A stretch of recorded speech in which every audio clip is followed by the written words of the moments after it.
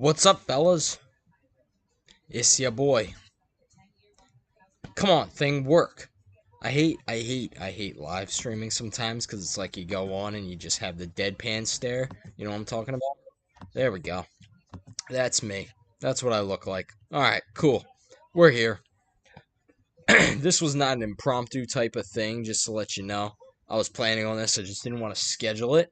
Um, because I didn't know if I would be home on time today, working in the job that I work, and then doing the things that I like to do outside of watching sports. Um, so yeah, so we're here. Um, this is a beautiful day because it's the day that the Flyers season begins, and it is also the day that the Flyer season ends.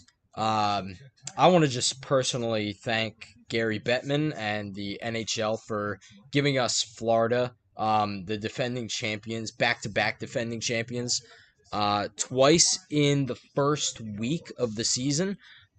Usually they give us somebody like, I don't know, Buffalo or something, and it's like, all right, we eke out a win against Buffalo, and they give us a little bit of hope, maybe. None of that. None of that this year. They give us Florida twice in the same week. So we um, don't have any preconceived notions that there's even a remote possibility of playoffs after this. Like, okay, you win a couple of games, you can look and joke around, the first week of the season and be like, hey, look at us. We're first in the Metro. Been there before, done that. Uh, and it's funny until it's not, and then they drag you down the stretch, and they tell you things like, "Oh, look at them. They're a surprise team. They're third in the Metro right now." Stuff like that. Um, and then ultimately you get to the last 4 weeks of the season, and then your favorite team, who was third in the Metro, winds up playing pretty bad competition and losing quite handedly, and then missing the playoffs entirely. Now that's just a specific example, but they could have given us Buffalo, they could have given us like Boston, and we could maybe eke out a 3-2 win and feel good about ourselves for all of a week. Or they could give us Florida and immediately tell us, yeah, no, you're not making the playoffs. Like, lower your expectations. Enough. Okay, enough. Thank you, NHL. I'm not even saying that part sarcastically. I'm glad that we actually play some real competition the first week of the season, because I don't. There's nothing.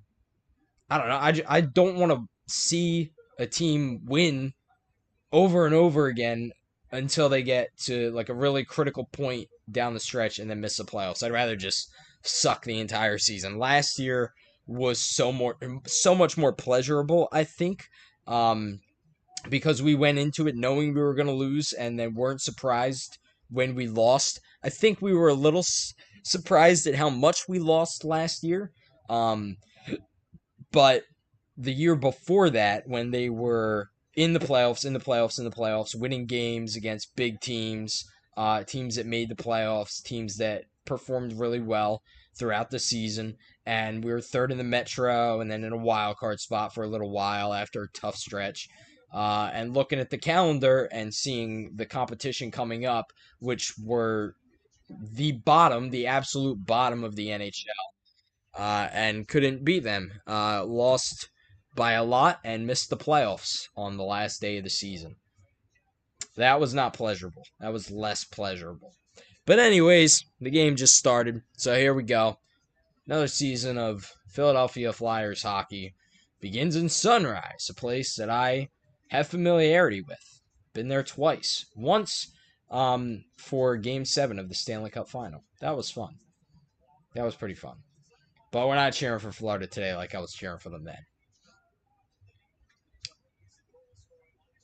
Well, I guess it's a promising sign that 30 seconds have passed and they haven't given up a goal. Um, they gave up a shot on goal there. Okay, this is what it is. Uh, I am very interested to see if Dan Vladar. So you're going to hear a lot of Tampa Bay Rays references throughout today's today's live stream because I'm a big fan of them as well. Oh, goody. Matvey Michkov, first penalty of the year, 44 seconds in. That's beautiful. Oh, yeah, that was a hook. That was totally a hook.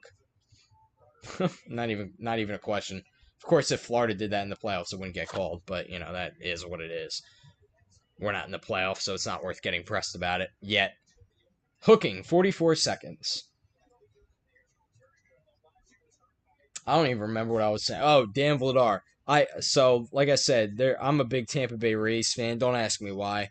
Um, you're gonna hear some references to them throughout this live stream because I feel like the Rays and the Flyers are very similar in certain ways.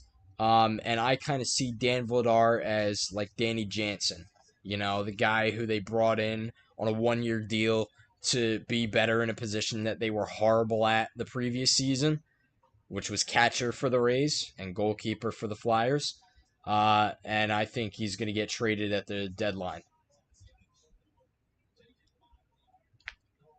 Dude, we look immediately like an AHL team. I'm pretty sure that was a third shot on goal, and we're not even a minute in. Can we not give up 50 shots to Florida, though, please? I don't know, 35, 40 I can stomach a little bit, but we're on pace for 120 right now. Penalty on Florida. Can you believe it? I didn't think I would see the day. Evan Rodriguez. Not also who you would expect. Slashing. All right. 4-on-4. Let's go. Remember when our penalty kill was the best in the NHL? That was a fever dream. I guess, you end the power play after 16 seconds. That's good. And it didn't end in a goal. So, very appreciated. Let's try to. Ooh, there we go. First shot on goal of the season. It's Nick freaking Sealer. Love it.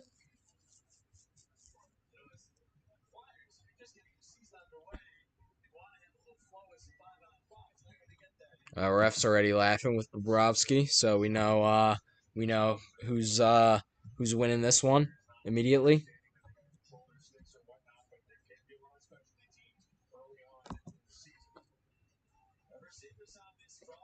Well, we're a minute in and we haven't given up a goal. I think that is cause for celebration to an extent. I gotta remember to keep my score bug updated though. I think I like this. If I can point to it, oh my goodness, this thing. You know what I'm saying. It's been a long day, okay? It's been a long day. They're all long days. I work in broadcast. I got a vlog coming out in 2 weeks, probably less than that. I think less than that. Like a day in the life of working in broadcast, which I thought that was fun to edit. It was fun to film and it was fun to edit. You get to see, ooh, nice save. Oh my God, somebody help him, please. 4 shots on goal in the first 2 minutes. We're gonna get smoked. Jesus Christ.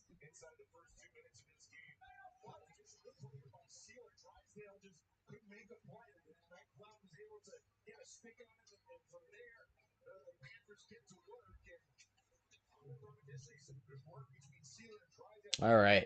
Well, it's still 0-0. That's all that matters. We're 2 minutes in and we haven't given up a goal yet. Ooh, nice move, Tippett. I feel like we're gonna see like little moments of brilliance and flashiness from like Tippett and Michkov this year, and a couple of other players. Probably you'll see a couple of moves from Zegras because that's what he's known for. But generally speaking, you're gonna see more turnovers in the defensive zone than really good plays.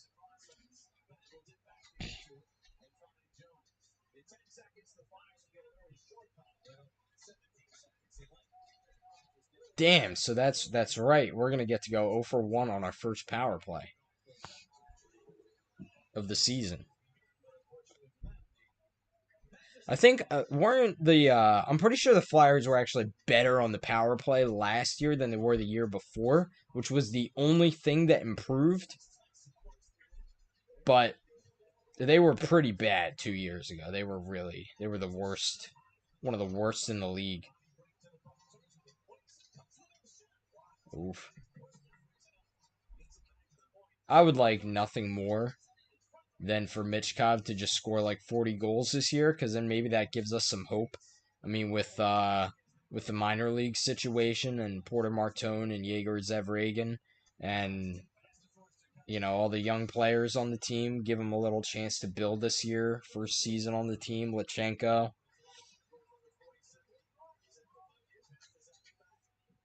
It'd also be good if we could have a first line that was better than Kate's Brink and oh God, who was it last for most of last year? It wasn't Mitchkov. I don't even remember who. Oh, it was Forrester, I think. That was our first line. Oh God, they gave us Wes McCauley for this. Oh boy. Well, both teams are gonna get screwed, so maybe we have a chance in this.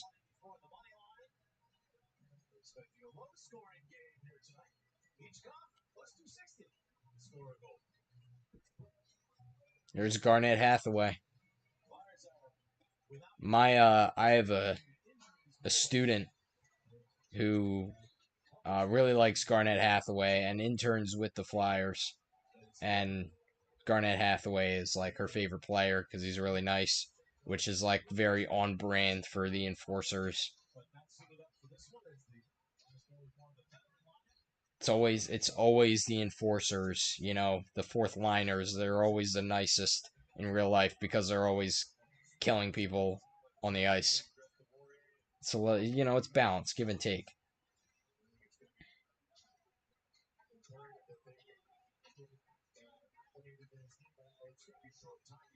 There we go. A little forechecking. I appreciate that. There's effort there. Oh, created a turnover. See? They didn't do. Ooh, there we go. They didn't do nearly enough of that last season.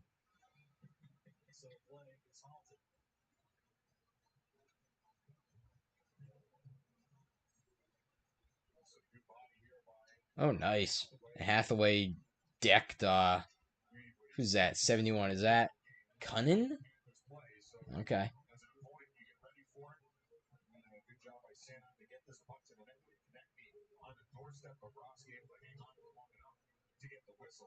Alrighty then.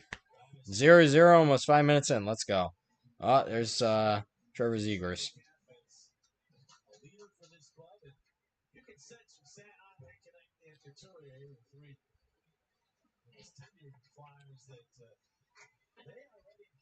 Deep in the zone. Let's go. Forecheck again. Create the turnover. They don't, at least in this side of the game, they don't look awful to start. They're at least forechecking. They did none of that last year, especially with the lead. There was no forechecking ever when they had a lead. They could score a goal in the first minute of the game, and they would sit back the rest of the game. And ultimately, even if they lost 6-1, they would never get back to the forecheck ever when they had a lead.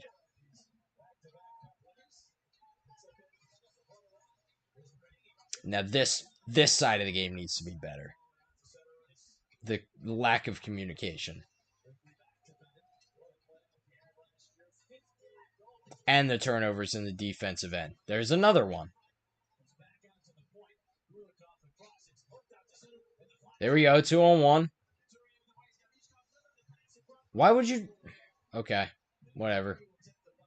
Passed it right to the guy. Thank you. There's not a lot of creativity either. Situation like that, you like to see him maybe pull it back a little bit, try to work his way around and take a shot. I don't know.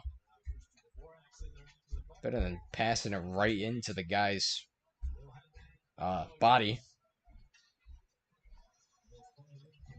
Florida didn't look that good in their opener though against Chicago. They only won 3-2. And Chicago's awful. Chicago's always just sucks. Connor Bedard or no Connor Bedard.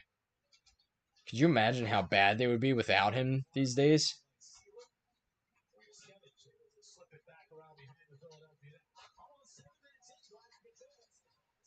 And there's another turnover in the defensive end.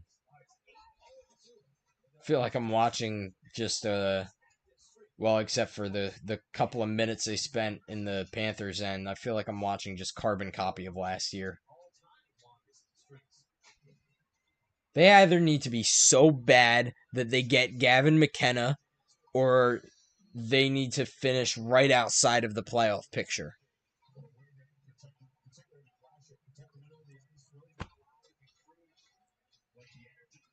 They're not going to make the playoffs. I said it in my preview. I don't anticipate them making the playoffs unless the Metro is god awful.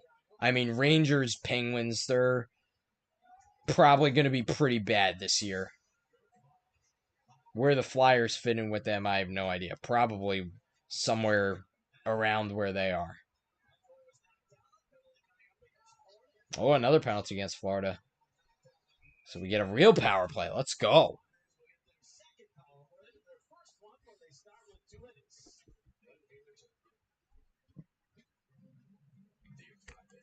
Yeah, we'll see how this goes. I haven't heard anything optimistic from fans about the Flyers this year.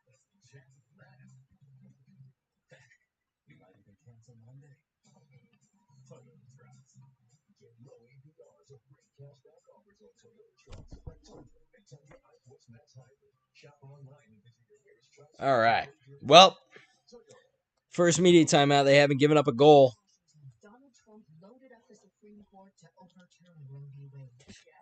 I can't wait till after the political ads are over. When's the election? November 4th, right? That's why I can't stand watching TV this time of year ever. Especially I live in New Jersey, so we got a governor's race this year, and that's going about as you would expect. Uh, and so yeah, November 4th, the ads will stop at like 8 o'clock when polls close, and then that's just pure bliss for another 11 months. 10, 11 months. Probably more like 10.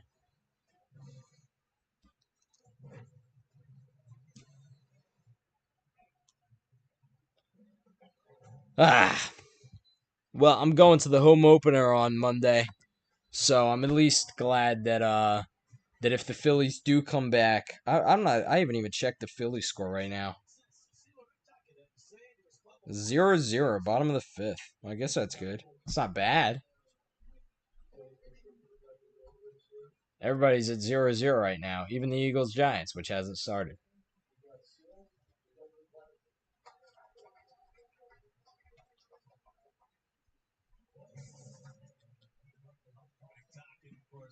I knew from like middle of last season, I had a hunch they were gonna hire Rick Tocchet as head coach. They're showing him on the screen now.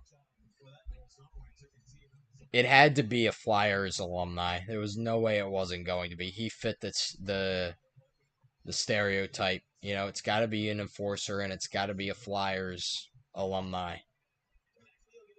And that's exactly who it was.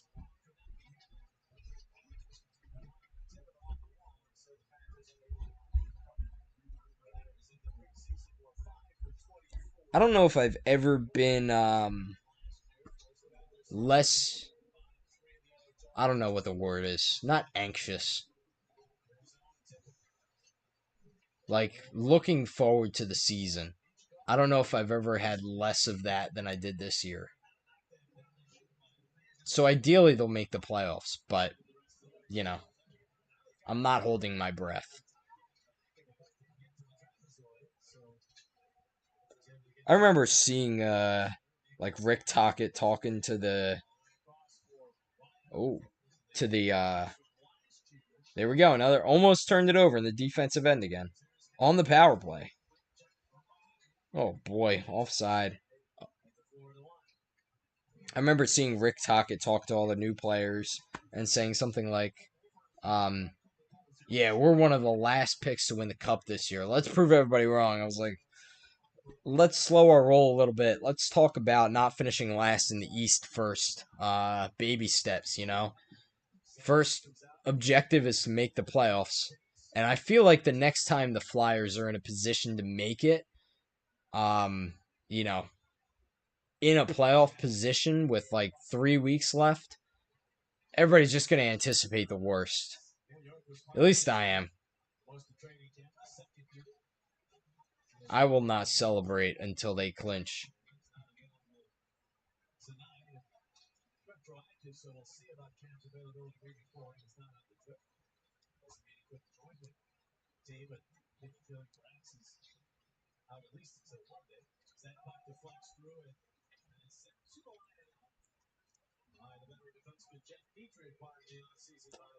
Yeah, this power play has been a dud. I don't think they've gotten a single shot on goal yet. Shoot it.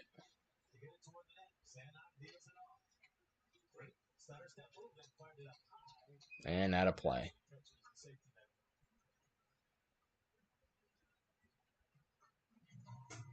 Well,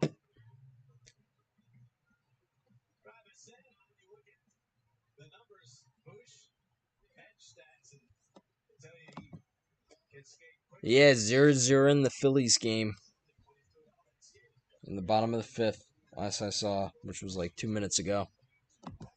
I hope the Phillies win. Not as a Phillies fan, as somebody who wants to see some change in the MLB. I want to see, if not the Phillies, then a small market team win the World Series this year. But that's just me. And thankfully it won't be thankfully it won't be a team from Florida. Even though I'm a Rays fan. If it was the Rays, then that, I'll take it. It's never gonna be the Marlins. Never again.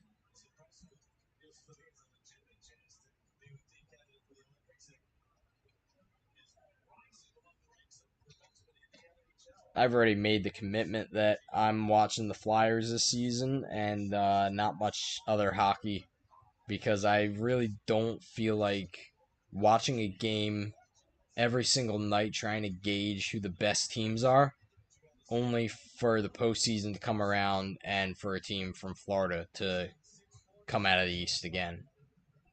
It seems like a waste for 6 years in a row.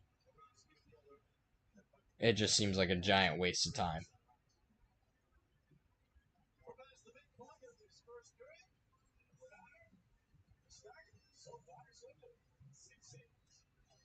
0-0. Let's go. Haven't had to update the score bug yet. W.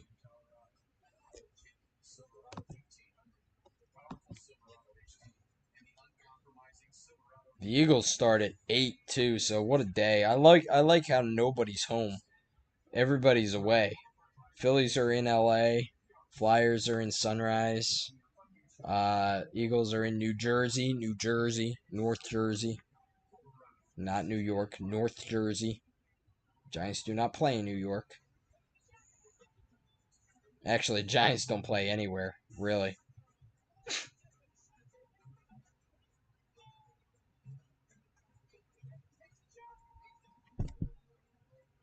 They just pulled every audio clip of JJ saying Flyers score from last year. Every single one of them. I wonder what shirts are going to give out the home opener this year, or if they're just going to be so cheap that they've probably downgraded to like wristbands or something. I wouldn't put it past them. I really wouldn't.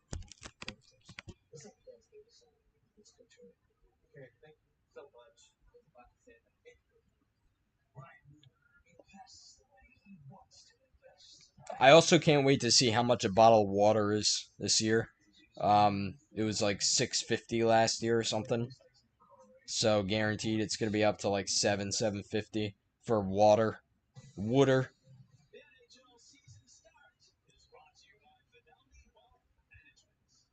Been there. Sunrise. Walked about half the distance between my hotel and the arena where I stayed at. I had a view of the arena when they played in the final for Game 7 of the final. What a trip that was. That vlog's on this channel. Vlog and the storytime video are on this channel. Those are I'll never forget that. Regardless of what I think about Florida, that was a hell of an experience. I was cheering for them because I ooh. Come on. How did he save that? Oh, it'd be perfect if Michkov got the first goal of the season.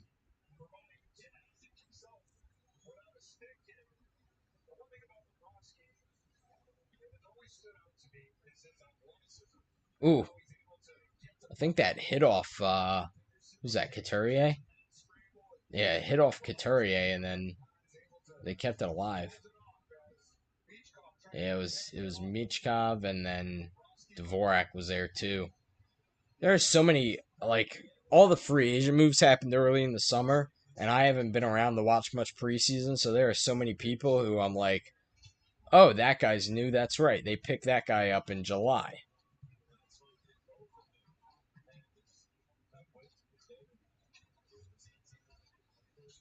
A lot of 1 year contracts, which I guess is just a formality that you have to have a certain number of players. Oh boy. Oh, he just got hit by Reinhardt, and he's down, and that's goalie interference if it goes in. If it was Sam Bennett, he would have given him a concussion. What happened there? Then there was somebody else got knocked down.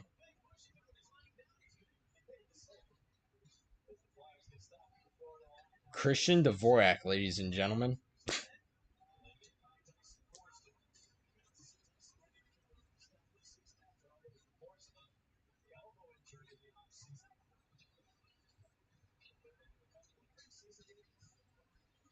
Oh boy. Now this is another part of Flyers game they got to work on. Breaking out. They can't do it. They just can't do it. I mean, okay, if you're gonna forecheck a little more this year, maybe, but they have the puck and they really just struggle to get it in the defensive end, the opponent's defensive end. Oh, nobody is in the slot. Nobody's anywhere near the slot. The slot is lava right now.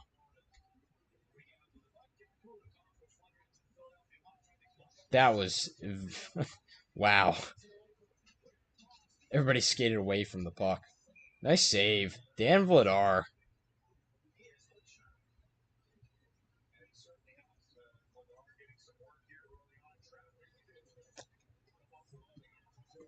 Man, wouldn't it be so funny if the key to success for this season was Dan Vladar?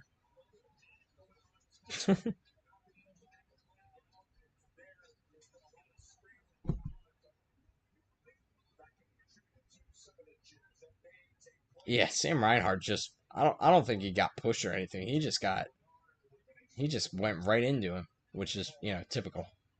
Typical Florida.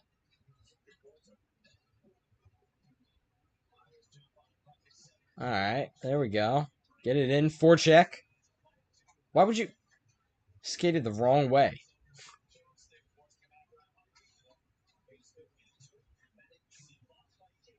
There we go. Still forechecking. I like this. They're forechecking a lot more. They've probably forechecked as much in this game as they did all of last season. And we're 13 minutes into this one. Into the corner. Couturier has it. There we go. Get it out. And now they're going to give the puck up in center ice. Yep. That part hasn't changed. Penalty? Oh, hand pass.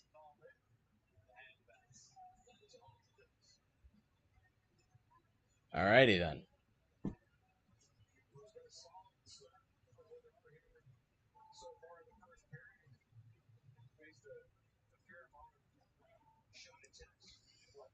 Shout out Dustin Wolf as the reason that Dan Vladar is a Philadelphia Flyer, because otherwise this would not have happened.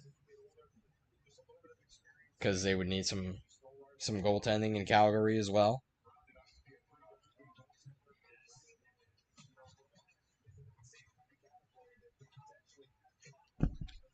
It'd be honestly super funny to me if the Sharks made the playoffs this year and the Flyers didn't, as just, you know, a sign of what's possible when you draft good talent, like repeatedly, not just one guy who kind of falls to you.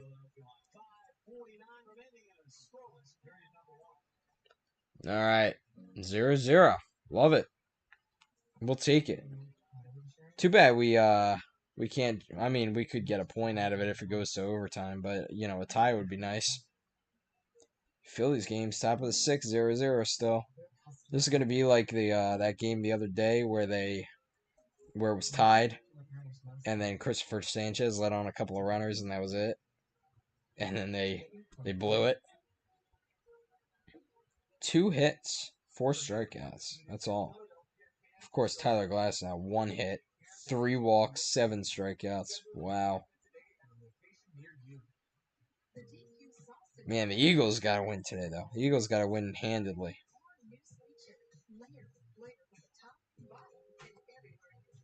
I mean, after the last few weeks, yeah, they got to win that by a fair amount. I mean, ugly win against Tampa, okay. Losing against the Buccaneers, okay, understandable maybe, but if they scored some points past the opening 2 minutes of the second half,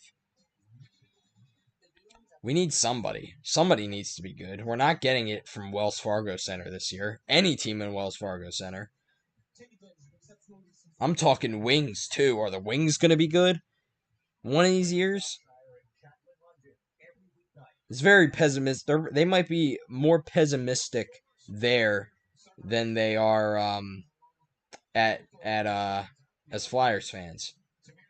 I mean, Wings fans are like, I went to one Wings game last year, free tickets, being a Flyers season ticket holder, and they were quite pessimistic, quite a pessimistic crowd.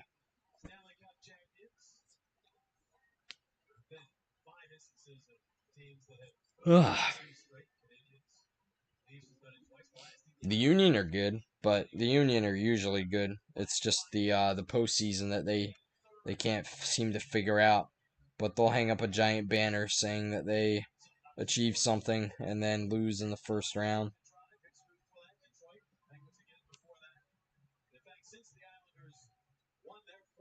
I wonder when that actually starts. Those playoffs.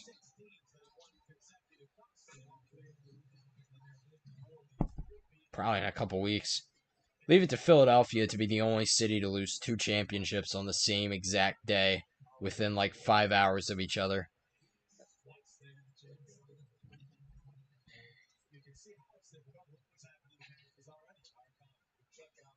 That was also a season I was really watching the Phillies with my parents a lot, so I became a Phillies fan again, like earlier in that year, even when they were not really that good. And then as the season went on, oh my God, they're getting to the playoffs finally, and then going a World Series run, and then losing the World Series, which understandable. It was the fact that November 5th, 2022, is going to be the only day in U.S. sports history where 2 teams from the same city lost championships. I didn't even watch the Phillies game. I was so disheartened after the way the Union lost, being at the stadium watch party. I've never heard a quieter stadium, and that place was jumping when they scored the extra time goal. I don't even want to rehash this. It's going to give me PTSD just thinking about it.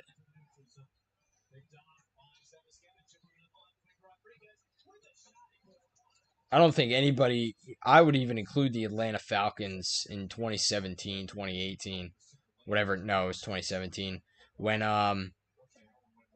when they blew a 28-3 lead. I wouldn't even think that was worse than the way the Union lost. Because at least the Falcons had 11 players on the field, and the Patriots did too. This was a Union up a man, up a goal, 2 minutes left, likely in stoppage time of extra time. You're about to win it. You give up a goal and you can't score in the penalty kicks on penalty kicks. Oh boy, delayed penalty. Here we go. We're gonna get another Florida power play. Maybe. Unless they score here.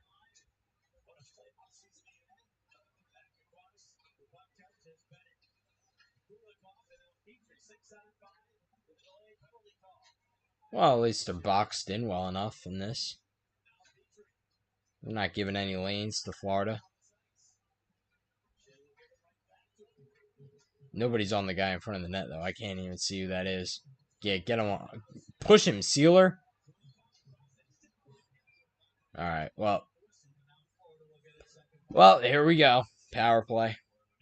Of course, I was just singing his praise like 10 minutes ago. Christian Dvorak. He was looking good early in this game, and then kind of disappeared, and now he's gonna disappear into the penalty box. Cool. What did he get called for? Tripping? Oh, I see it. Shout out to the Flyers fan that's right on the glass. Love it. It's probably actually a fair amount of Flyers fans there. Florida does not care about hockey. I don't care what anybody from Florida says. Florida does not care about hockey. They just don't. You got a few people that are probably there right now that are really big hockey fans, and you've got a city that just does not, a region that just does not care about hockey, despite the 2 Stanley Cups.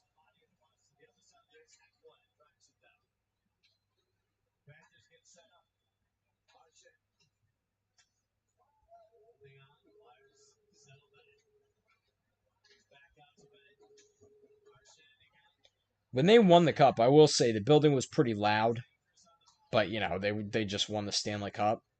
But half of the people there were Oilers fans. Season ticket holders most likely bought tickets and sold them and didn't care they were selling to Oilers fans. I'm telling you, half of the building, half of that place. That would never happen in Philadelphia. If the Flyers were in the final and it was a game 7, I don't care if I know it's not possible. I don't care if they're playing the Rangers. Not a single person in that building is wearing blue. And if they are, they're getting, beat up.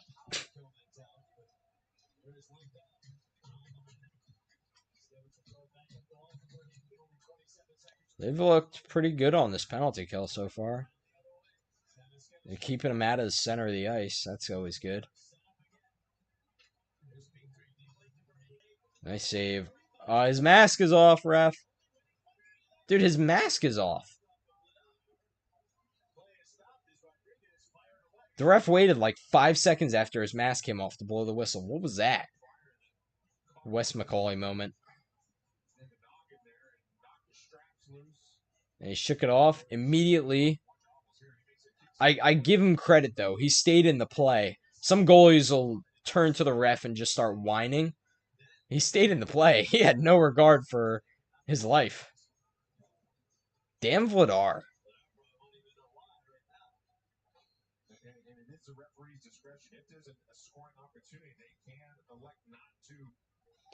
Well, that would be stupid.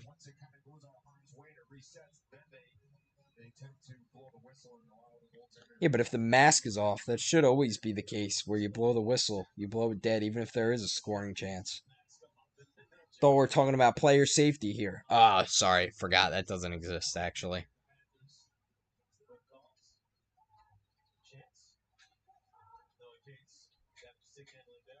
George Paros moment. Let's hire the biggest goon to run Department of Player Safety. Well, they killed a second penalty, so 2 for 2 on the penalty kill. First in the National Hockey League. Let's go. Tied first, but first nonetheless.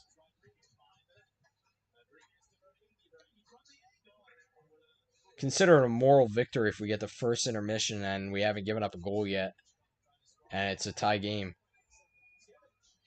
Too many men. Yeah, they hit him right in the skate as he's going off. I was pretty sure that was too many men.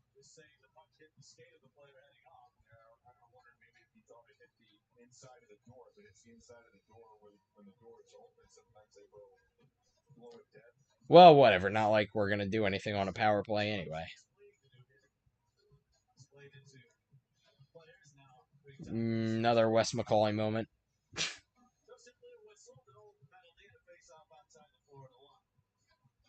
Tockett's not happy.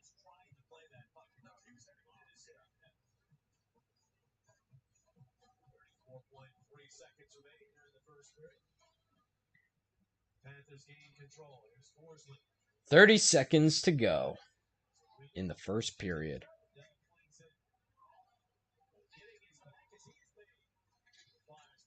Second period's going to be really interesting because the Flyers were so bad in the second period last year. So bad. Could not deal with the long change. I wonder what the exact numbers were.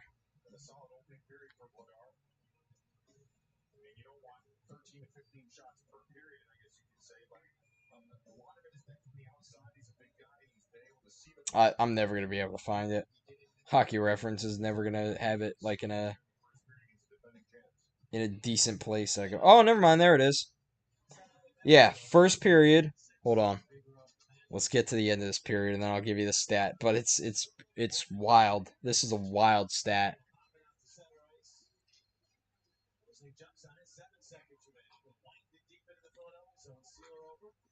Let's go.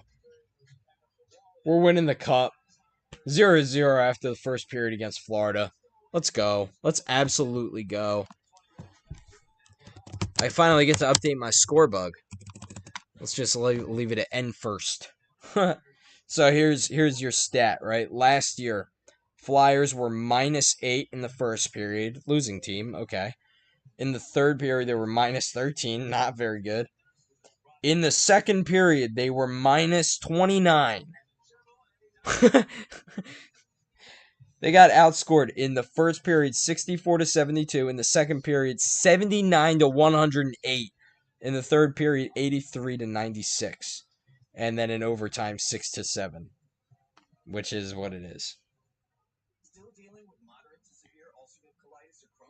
They also got outshot by like 70 in the second period. I'm shocked that this was that easy to find, actually. They were 6, 9, and 8 when scoring first. That's another interesting one I just saw.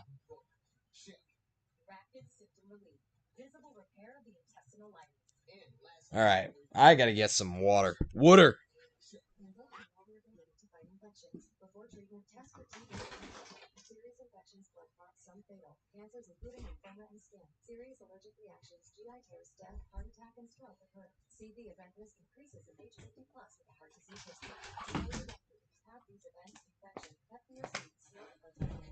Water.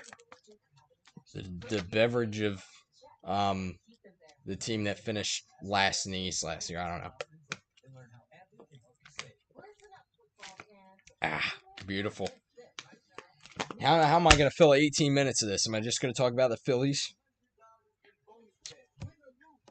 I need a rundown for this as if I'm doing like a broadcast, like an ESPN broadcast. All right, this is what I'm going to do at intermission. Here we go. Oh, never mind. That's not a good thing. Bottom of the sixth.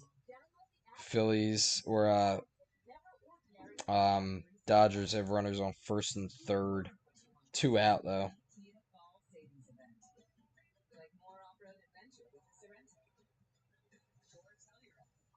Mookie Betts is on third. Freddie Freeman is on first. 1-1. I'm really rooting for the Phillies here. I mean, I'm gonna be honest with you as a bandwagon fan. I'll admit it. But I kind of did the opposite last year.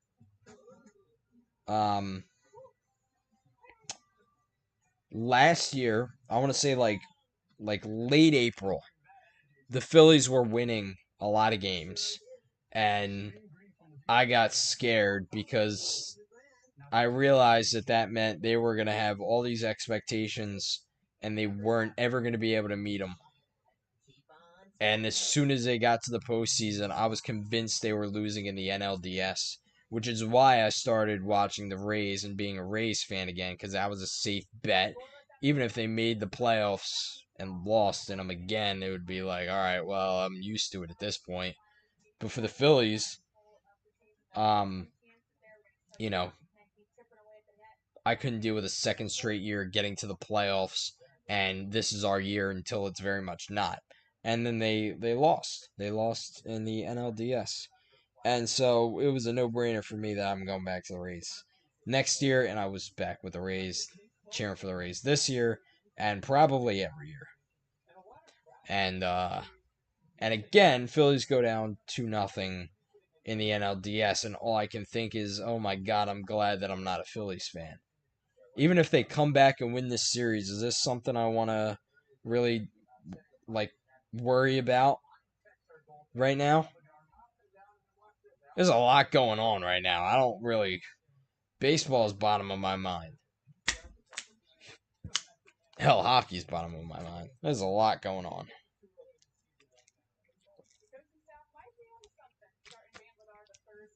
Well, Phillies got out of it, so 0-0 into the sixth.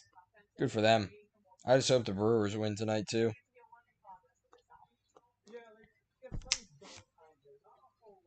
They only let it up 13 shots on goal in the first. That's not like awful. I mean, it's not good, but it's not horrible.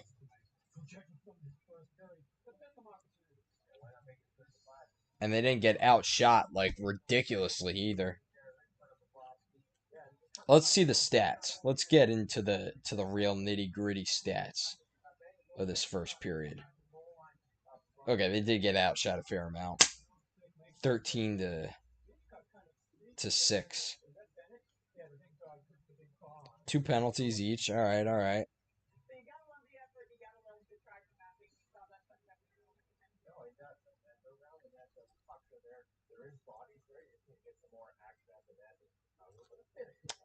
Yeah.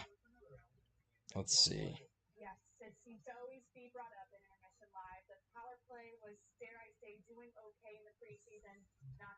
Christian Dvorak, I think. Oh, never mind, not him. Nick Sealer had 2 shots. Matvey Michkov had 2 shots.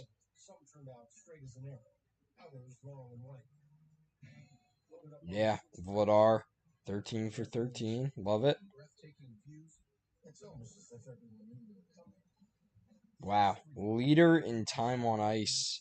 Nick Sealer. No, Travis Sanheim, 10-17. 10-17. Oh my goodness. He played half the period. Nick Sealer wasn't far behind. 8:39. The rest of the defense, besides Jamie Drysdale, less than 5 minutes. Jamie Drysdale had 6 minutes and 17 seconds. Offensively, Couturier was out there the most, which really doesn't make sense to me. He had 12 shifts. He was out there for 12 shifts. I hate to say it, but if you look at the common denominator between all the Flyers teams over the years that have lost and had losing records, there is one Flyer that is consistent, that has been there for all of them, that has contributed really not much over the last several years, and it's Sean Couturier. And when they made him captain was when the season went downhill in 2023 to 24. So, just saying. I mean, 45 points in 79 games last year, 38 and 74 the year before that. He was injured in 21 to 22. We'll give him, a little break there. In the next year, he was out for the whole season. He hasn't had a 50-point season since 2019 to 20, which was when the Flyers were one game away from the conference final. I shouldn't remind you of that. That was not fun.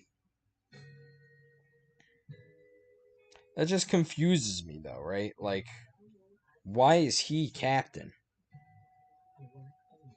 I mean, he had 130 goal season in 2018 to 19. He followed up with a 20 goal season, and that was it. That was pretty much all you saw.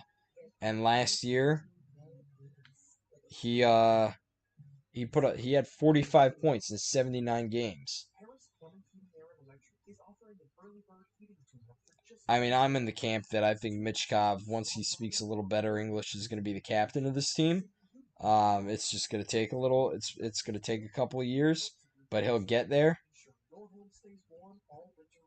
I uh, I don't know.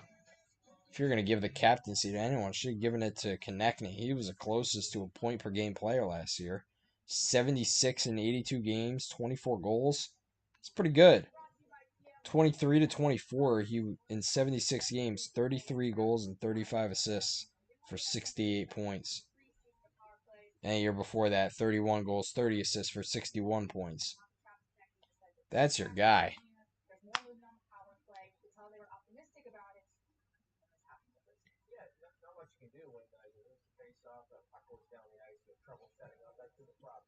Flyers, if they get a couple of like 30 goal scorers this year, not just one, but if they get a few, I mean, I feel like that's kind of the baseline for Michkov. 30 goals would be nice. He had 26 last season, so I don't know. I don't think it's too far fetched. Daily Faceoff has, and I haven't been paying too much attention to really verify this, but has a first line as Couturier, Dvorak, and Michkov. I don't like Michkov with Couturier. I think, I think as the season goes on, I mean, I don't know. They don't really have a better center right now, but I don't know. I am not in the Sean Couturier fan club. Just gonna make that known.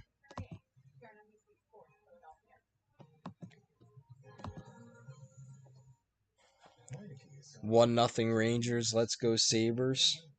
Is that true? The Rangers are actually still exist? That's unbelievable. Yeah.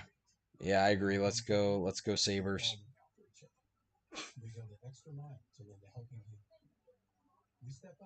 What a funky division it's going to be this year.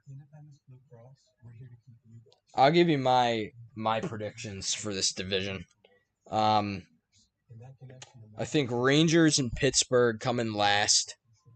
Uh, I'm going to say Flyers right above them.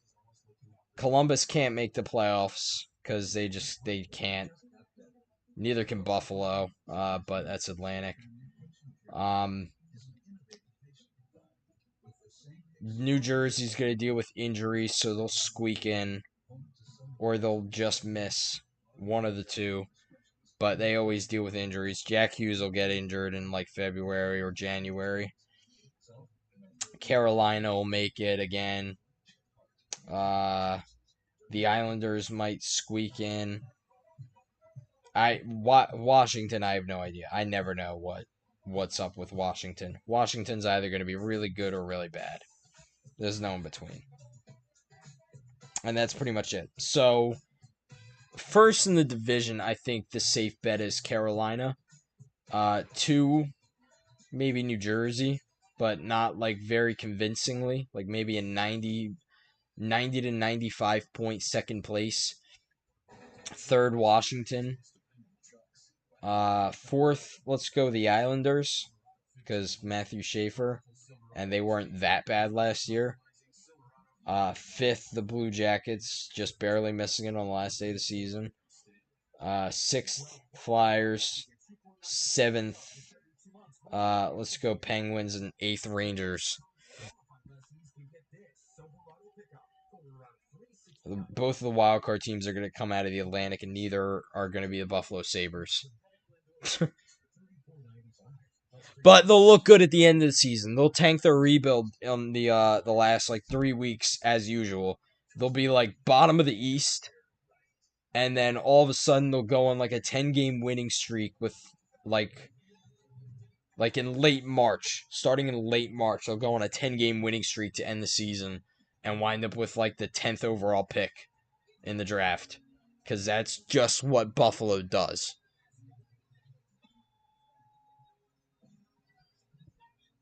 That must be horrible. That must just, what the hell? Sorry, I got a weird notification. Like, of all the teams to be a fan of, I mean, all right, you know what to expect in Buffalo. Okay, I get it. But then what's the point? You get to a certain point, and it's like, all right, why am I watching this? I mean, we're only in year 6 of not making the playoffs. I'm assuming they don't make it this year. But, 14 years. My goodness.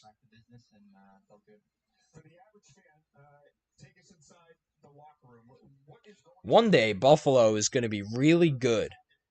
Really, really good. And we're not going to see it coming. And they're gonna get pretty far in the postseason, and we're gonna forget about their failures. I'm convinced. I mean, you can't be bad forever. You just can't. I mean, the Earth will one day be dissolved into the sun, and before that, maybe artificial intelligence or climate change or the economy or whatever else, whatever entity of your choice will completely destroy society. Um, but you would feel like before that happens that Buffalo would get a crack at a Stanley Cup. Would make the playoffs at minimum.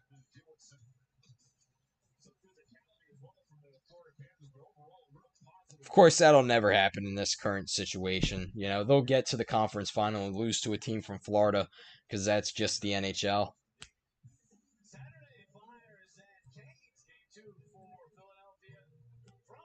I think the new LTIR rules, which are good for the league, actually make it easier for Florida to get to the final. That and the rising salary cap, because taxes are percentages, they're not dollar figures. So you're basically taxing at the same percent, which is a higher dollar amount. So the disparity of playing in Canada versus Florida is just going to be greater. That being said, I'm glad that the Maple Leafs aren't spending $300 million a year, because then that would be quite boring. Then this would be the MLB. Nobody has seemed to really figure out, except maybe the NBA, which is funny because the NBA is a very individual sport. Like, you go as far as your best player, essentially, your best 2 or 3 players maybe, and somehow that is the most entertaining league in terms of results right now. I mean, I couldn't tell you who was going to win the finals this past year. I couldn't tell you who was going to be in the finals this past year. I would have assumed either New York or Boston, um, and then out of the West, like Houston or something.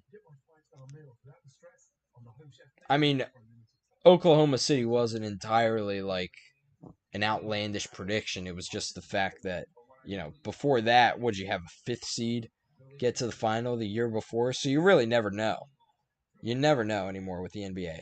And the NBA used to be the most boring league where you would have to sit there and pretend every year like it wasn't going to be the Warriors and Cavaliers or the Warriors and the Raptors that one year, which was like amazing that finally a team not from Cleveland or Golden State won a championship. Now you get, I mean, the NHL back then was more fun too, because aside from, the Pittsburgh repeat, it was a different winner every year, and it was different teams in the finals every year. And it's not like Pittsburgh cakewalked themselves into the finals. I mean, they had a game 9 against Ottawa, basically. And that series was a 1 goal difference, which utterly destroyed the entire city of Ottawa for 8 years. Uh, that's just sports. But yeah, I cannot believe that the NBA has had more unique championship winners in the last 7 years than the NHL. I can believe the MLB. I can't believe the NHL is more predictable than the MLB. I mean, you've got a couple small market teams in it this year that are really good in the MLB. That hasn't traditionally been the case. Small and medium markets have been shut out of just about everything in the MLB because abundance of riches. But when the Mets do what the Mets are known for, then it opens spots for other teams like Milwaukee, who I know made it quite handedly, but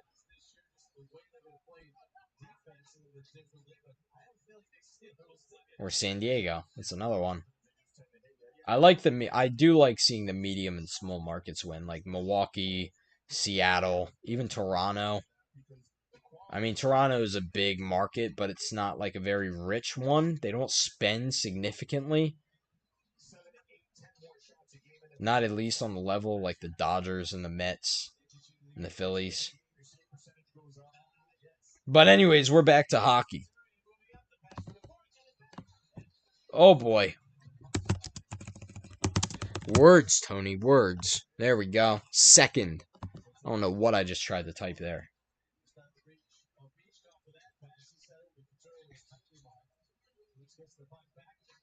That was really tight to being offside. What was that? That almost came out of the zone.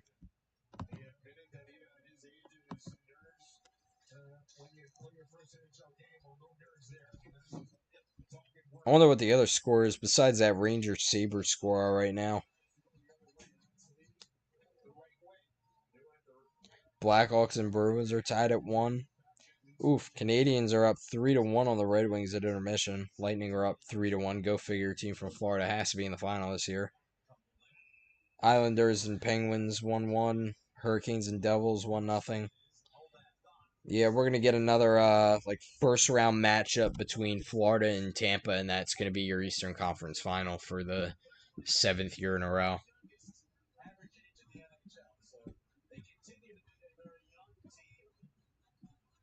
I don't know. It might get to the point where if we get to like a situation where I don't know.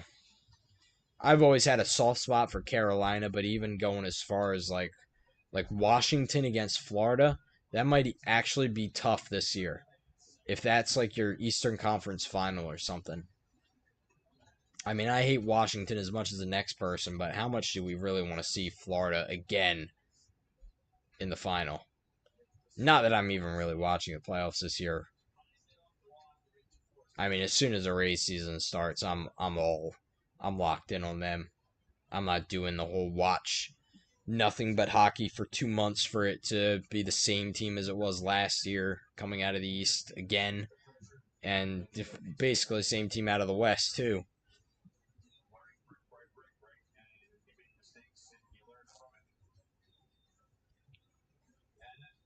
I'm not up for that.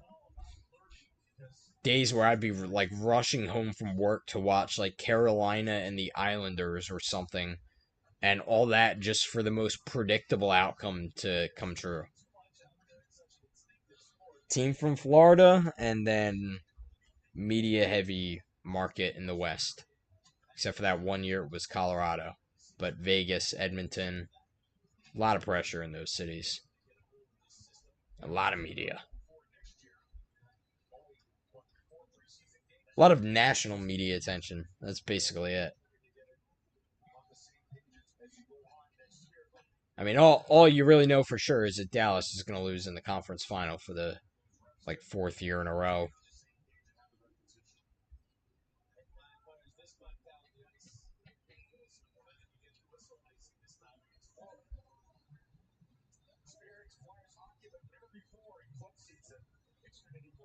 Man, they're really pushing these club seats and that like Adrian Rowe and stuff like that, which is unfortunate because that's all sports is becoming is just cater to the rich, and we don't care about the average fan. Hell, even baseball, Dodger Stadium was empty when I was watching the start of that game. LA traffic, you can blame for some of that, but fans aren't showing up because it's probably like $1,000 to get in the door, and have a seat that's like next to God.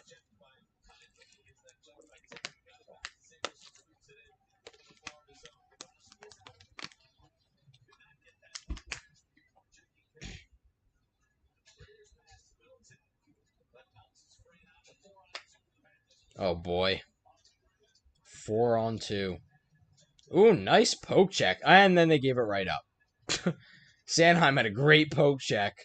I think it went on to Tippett's stick, and he just immediately gave it up. Now he's got it again. Deep in the zone. Nobody's in the slot. Slot is lava. Slot is still... There we go. Well, Zegers was there for a second. Does anybody get in front of the net on this team? Can anybody just, like, park themselves right there? I mean, what I would do to just see, like, Zach Hyman. Like somebody just Zach Hyman, like, just stand literally right there. Just stand in front of the goalie. Oh, goody. Trevor Zegers penalty. Interference. Well, we'll put that 2-for-2 penalty kill to the test. Ain't that right? Let's go.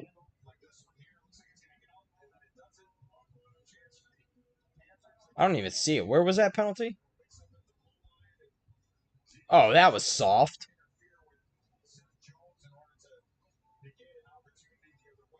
Maybe it was a camera angle, but that did not look like interference.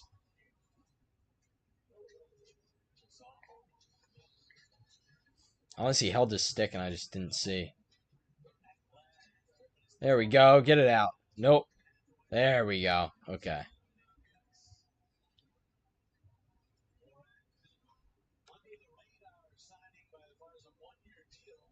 Dvorak's on the penalty kill, huh? Is that Hathaway? Dvorak and Hathaway are the forwards? Sealer, okay, makes sense. Is that Sanheim? Yeah. Sanheim and Sealer. So we're just front loading everything, basically. It's first pair and then Prey, basically.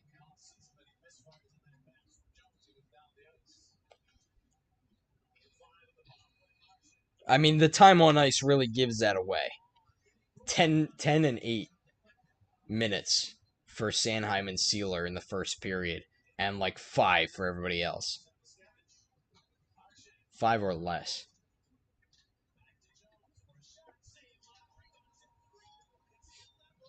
Ooh, nice. Way to clear. Ooh, that hit Jones in the face. The puck hit Jones in the face. Seth Jones. Nice save. That was an easy save, though. Can we clear it, please? Good job.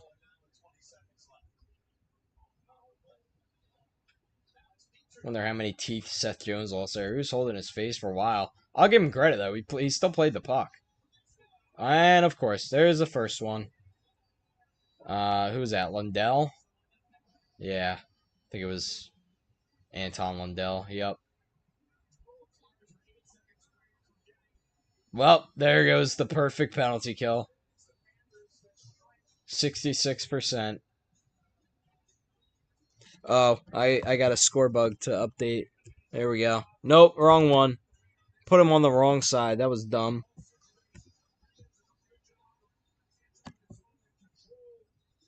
I gotta rename these. I had a brain fart when I was naming these things. So my user interface looks really dumb.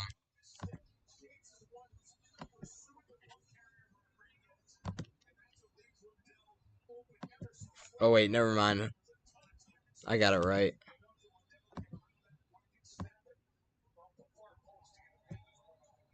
I just have it in the wrong order. Alright, 1-0 Panthers. What are you gonna do? Gavin McKenna, baby. Let's go. Not the only guy to come from Penn State to Philly. We've got a very popular running back who did the same in football. Offside. Another penalty? Dvorak again? Dude, we just can't stay out of the box. Broad Street bullies, and it's all tacky penalties. Broad Street inconveniences. What? Yeah, it was a hook in the middle of the ice. It's center ice, nowhere near the net. What? What are we doing? What are we doing here?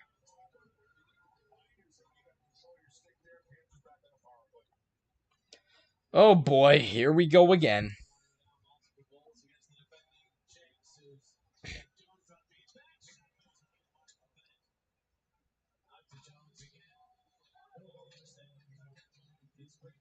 They were 8 seconds away from killing off that last penalty. So they actually didn't do a bad job on the penalty kill till the end.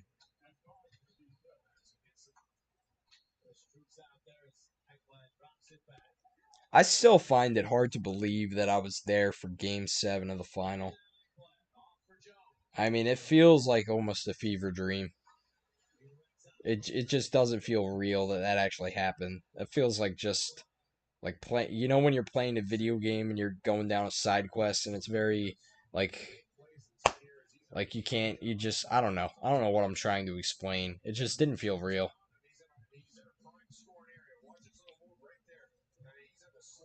As somebody who had never been to a single Stanley Cup playoff game, and the only playoffs that I'd ever been to that point in any sport were the Union and the Sixers. That one Sixers playoff game a long time ago, like 2018.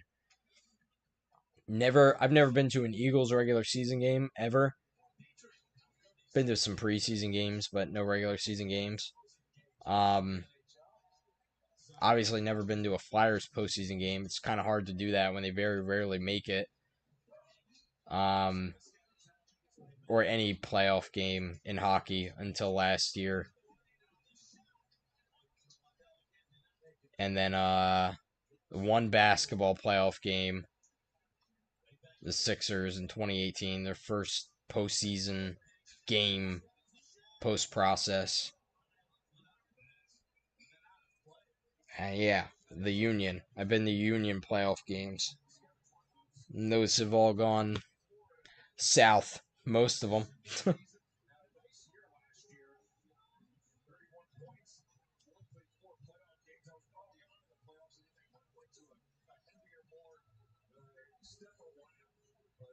I think I've only been to like 3 Union playoff games anyway. There was the crazy Red Bulls comeback, the 4-3 in 2019. That was amazing. Um,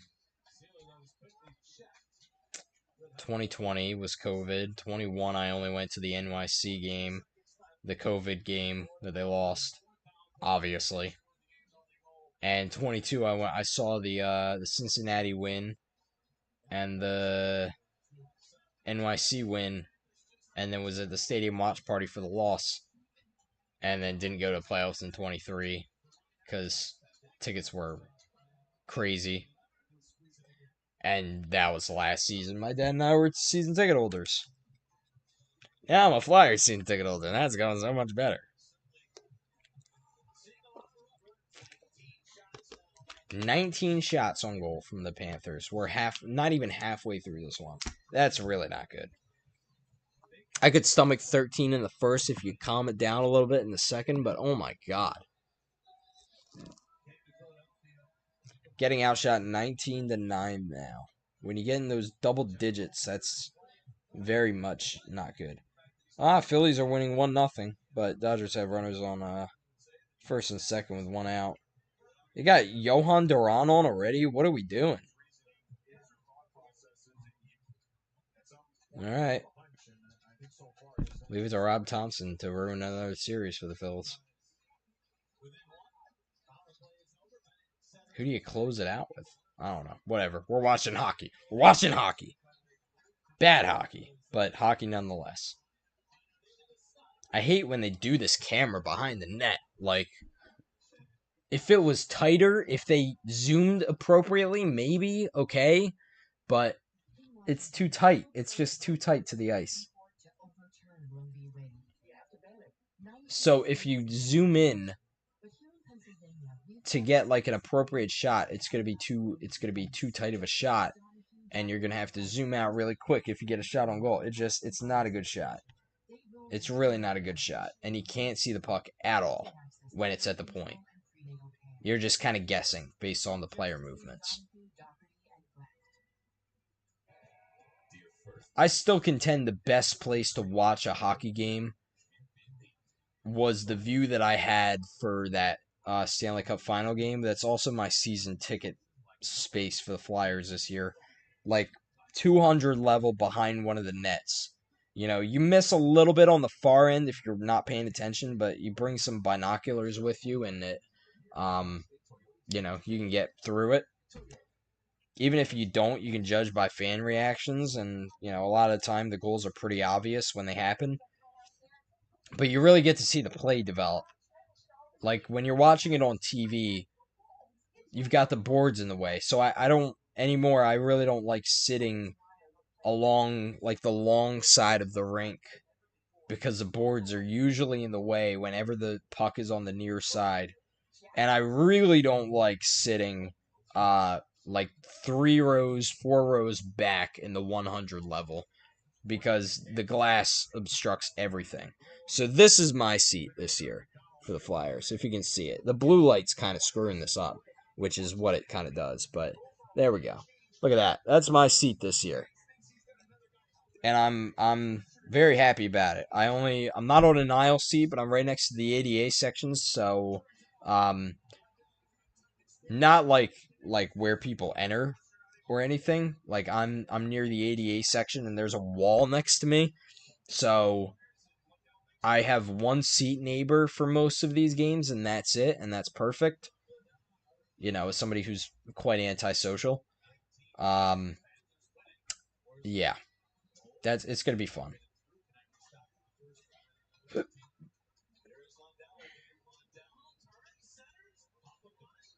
I'm going to 4 games this month. I'm gonna vlog the first one. The second one, we'll see.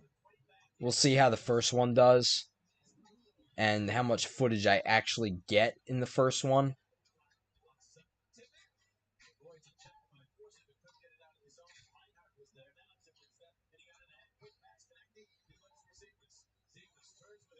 Zegras just passed it to nobody. Just gave it and then just got absolutely trampled and is still getting crushed by Lundell, I think that is.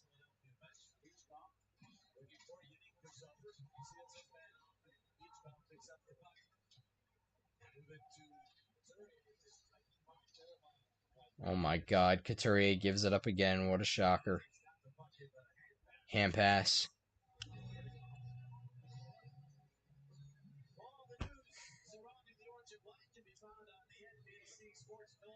You know what I hope for this year more than anything else?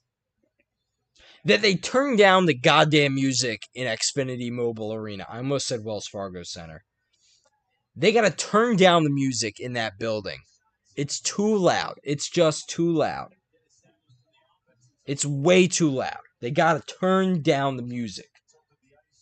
Not even just the music, just all the speakers. They need to come down.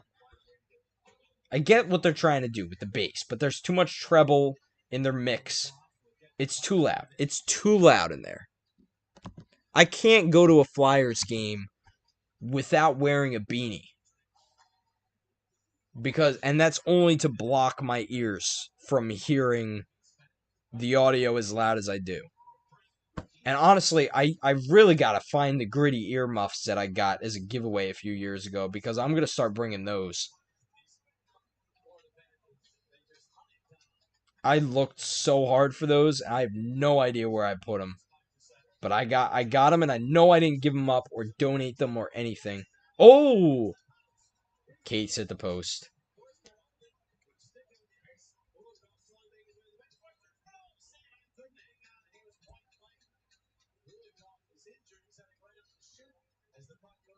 Kulikov got injured. Let me play a song on the world's tiniest violin.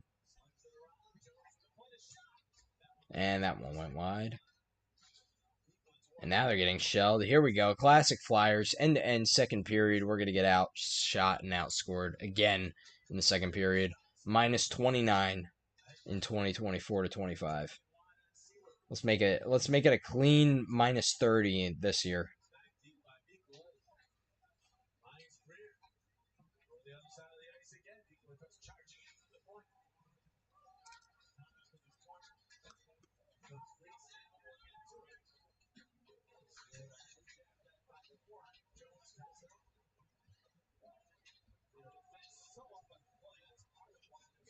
I feel like every time I'm actually paying attention, and Jesus, Delorier has 2 shots. Every time I look up, Sanheim is out there with Nick Seeler. Yinning there. There we go. Okay. We got one of them. That's not. And Drysdale's there now. Let's go. Second pair.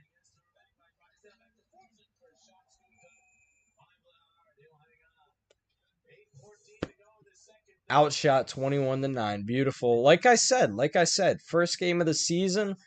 I'm just glad that it's Florida. It's not Buffalo. So yes, I'm aware that the Zegras Zegras is not making an impact. They're not playing well. And yeah, I'm aware the Eagles are playing, and I feel like most of the people who are watching this game have the Eagles up on a tablet or something. Either that or people are watching this like on a phone or something. Eagles are up 3-0. That helps. Oh, that's hilarious. Hey, Evan. One of my students found my YouTube channel. That's wild.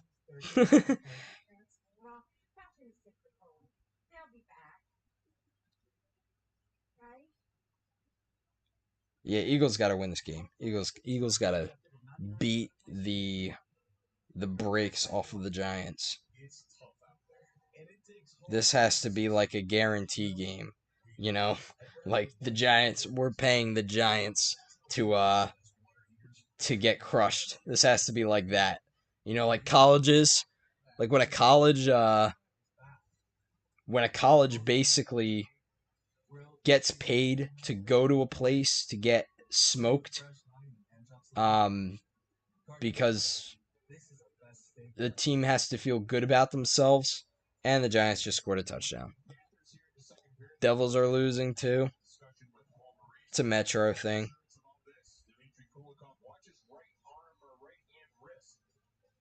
Oof. Yeah, Kulikov got like crushed. Oh my god. Kulikov just I don't know where he hit him. It looked like he hit him in the throat, but he was grabbing his chest. So Blackhawks and Bruins 2-2. Canadians are up 4-1 on the Red Wings. They're not happy about that Toronto game yesterday. Senators are coming back 3-2. Islanders and Pens are tied at 2. Maybe the Islanders aren't as good as we thought.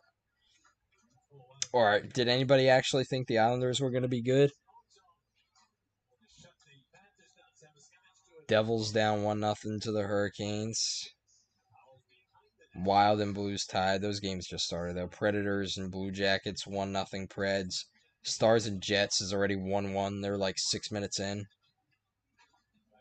Fun times.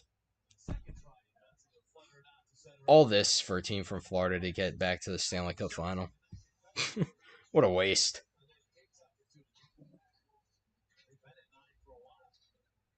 Well, at least it's only 1-0 in this one, you know. I'm not saying there's a potential for the Flyers to come back, but you know, for getting outshot 22-9, it could be 3-0 by now. So the little wins, we gotta appreciate the little things as Flyers fans this year.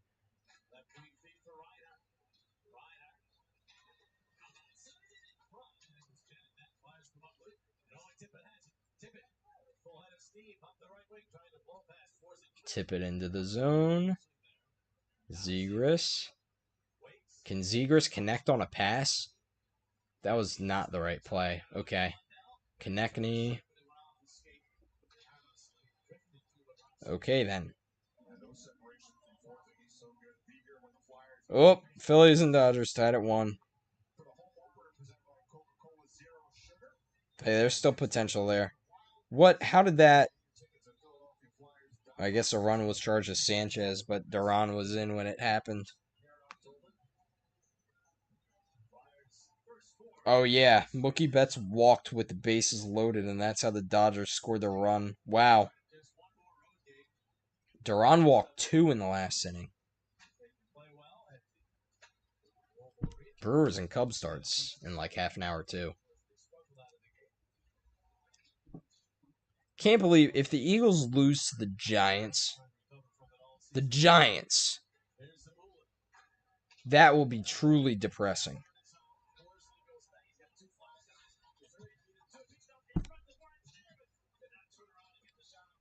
Dvorak is having a very mixed game because he's been present, but he's also taken 2 stupid penalties.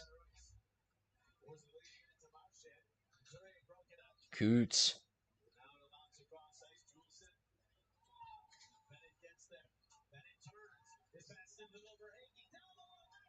There's an alternate timeline here where Coots has a resurgence 2 years ago and the Flyers win the Stanley Cup.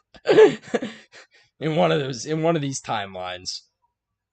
They were so good against the best teams in the league 2 years ago that I feel like they really could have, if they got in, they could have won the cup. But then they decided that Buffalo was too tough. Buffalo and Montreal, who were horrible. Dan Vladar for the Flyers is in net. And he's doing good. He's got 21 saves on 22 shots. And his defense is not helping him at all.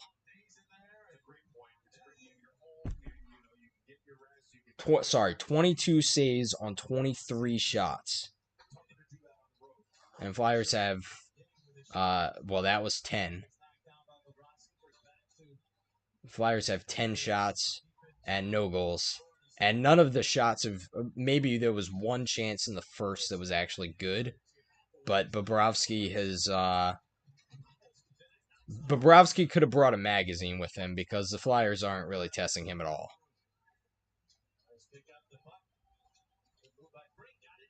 There we go. Okay, well, that was... Can you put it back on? They finally figured out that there's this thing called the slot, which is in front of the net, and they should probably go there.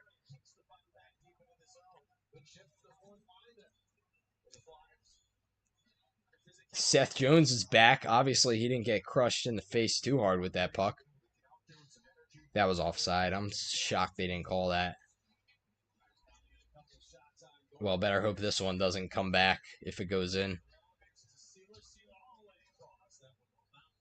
It'd be a total Wes McCauley moment. Just another one. What a guy. Yeah, it was a good pickup for them, Vladar. To be honest, anybody who has NHL experience at goalie, I was half convinced that, oh, there's a penalty. Oh, never mind, it went out of play.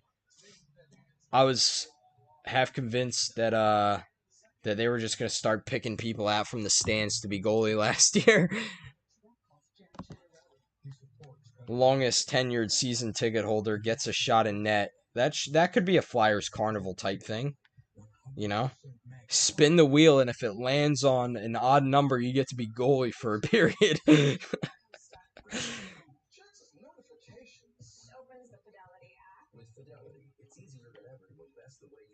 Now we just need defense and more than 2 goal scorers and bottles of water that cost less than $7, and then we're fine.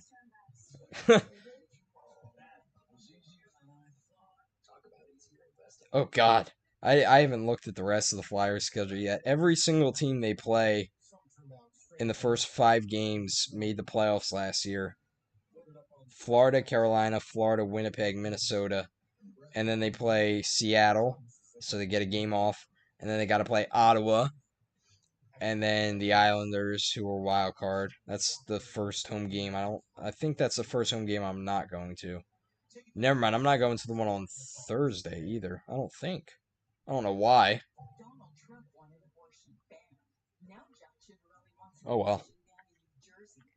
well. Here we go. More political ads. Love it.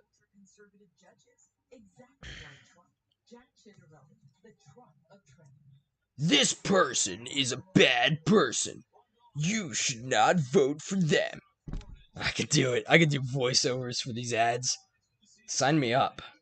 Put me in, coach.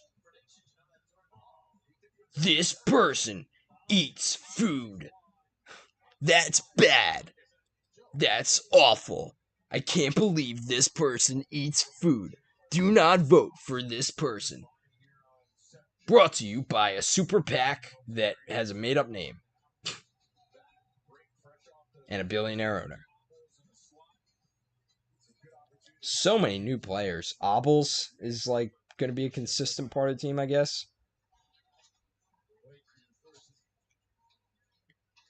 I don't know. We'll see after 8 games who's still on the team. Some of them might get sent back to juniors. I don't think Lachenko is going to be one of them again. I mean, you get. I think that's what you get. You get 8 games max at the NHL level before your ELC kicks in, and then you have to, like, you're burning a year basically if you're spending it in the minors or, on a suckish team doing nothing. That was offside again. Oh boy. Who missed that? Who missed that pass? Is that Yinning? Yep, that was Yinning.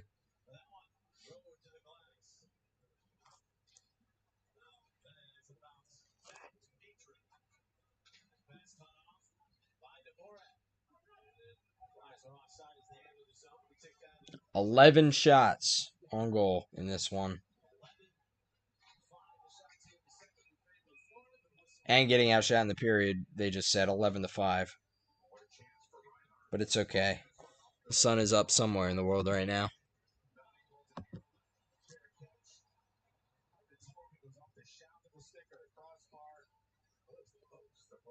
Oh, it hit the post. So that doesn't even count as a save for Vladar. It's unfortunate.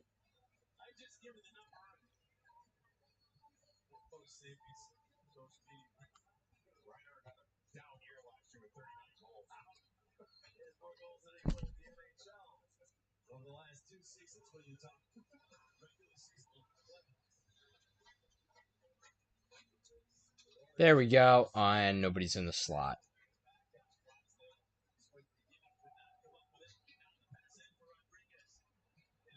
Oh boy.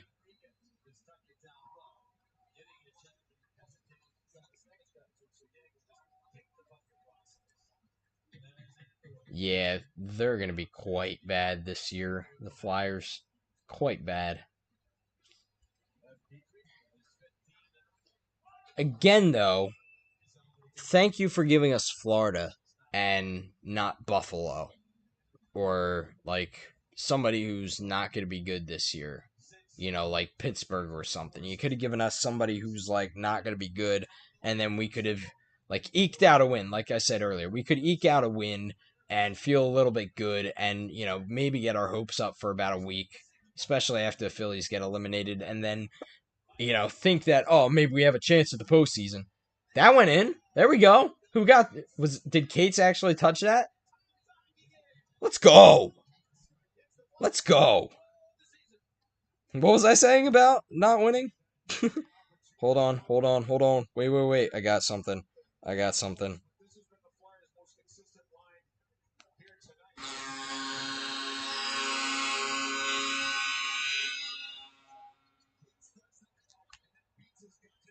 There it is.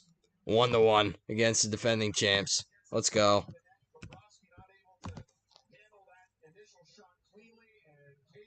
Judging off the reaction, I thought that I don't know what happened there. That was just a breakdown. Was that their third pair? Yeah, that was Petrie, so I would assume third pair. All right, now hold this, please. Can we get to the end of the period in a 1-1 tie? For a team that was minus 29 in the second period last year, can we please keep it at 0 for one day?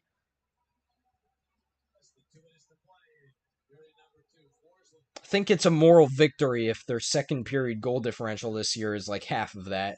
But I'm not holding my breath again. We're going to lose this game in the shootout. I don't know how serious I'm being about that, but I feel like that's a genuine possibility here. Not bad enough to get the first overall pick, not good enough to make the playoffs. Story of our lives the last couple of years. More than a couple of years.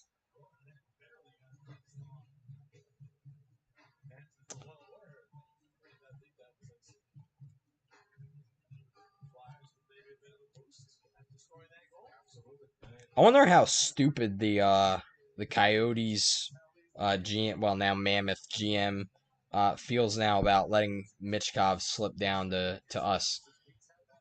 I mean, everybody that picked above the Flyers at least had some justification for picking who they picked. Coyotes absolutely didn't. There was no reason they shouldn't have picked Michkov, but I'm so happy they did. Although he hasn't really been noticeable in this game, but it's just one game. I mean, he had the one chance early, but I haven't seen him that much. Forster got the assist on that. There we go. Earn that contract, buddy.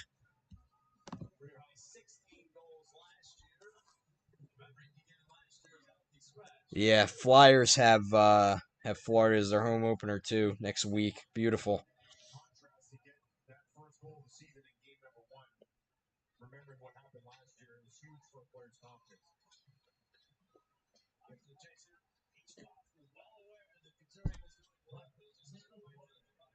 One minute in the second. Let's go.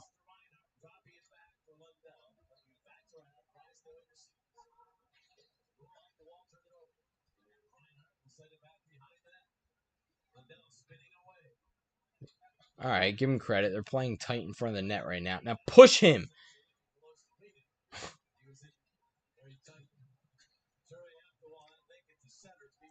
They just don't play physical enough. That's their problem. And it's been that way. I mean, yeah, the turnovers like that from Zamula, that's okay. That has an impact as well. But like when there's a guy standing in front of your goalie, push the guy, move him, physically move him. Hockey is not for the faint of heart.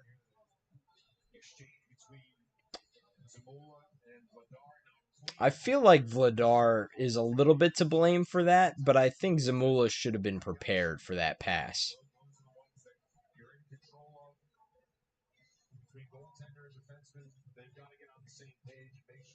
Zamula should have probably just taken that straight off of his stick and took it around behind the net.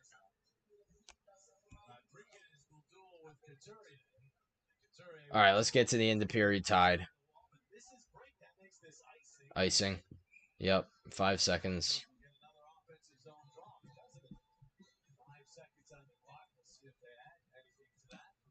I really like, I know I'm going to toot my own horn a little bit. Let's see if I can point to the right thing this time. I like the score bug. This part. I don't know. I don't know about the logo yet. I don't know about this. We'll see. We'll see if I like that when I watch it back later.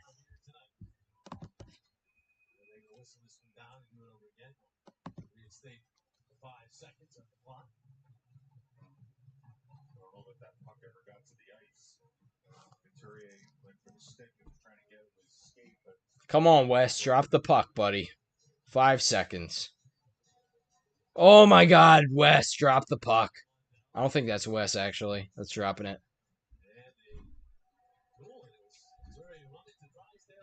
Moral victory. End of the second period, tied with the defending champs. Let's go. Of course, Chicago did that too, and then we know how that turned out. End second. Look at that score bug. Noah Cates.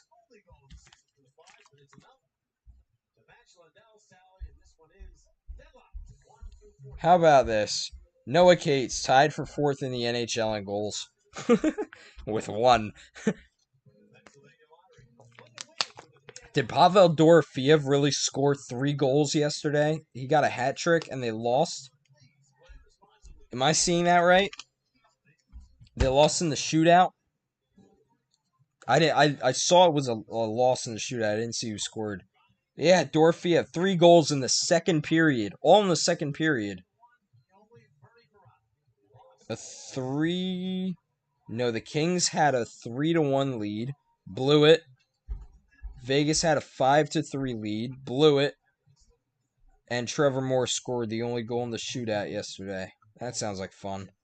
I saw the Oilers blew a 3-0 lead. That I did see. That's always good to see when the Oilers blow a lead. When the Oilers do anything bad, it's always a good thing. Canadians are up 5-1 now. Senators tied the Lightning. That's a story. Penguins up 3-2 on the Islanders. I don't remember if that was where it was at before. Wild 2-0 on the Blues. Stars 2-1 on the Jets. Blue Jackets and Predators tied up. It's gonna be interesting to see how the Predators do this year. They were horrible last year. Brother, the Giants are up. Oh, never mind. Eagles just scored a touchdown. Giants were up 13-3. Now it's 13-9.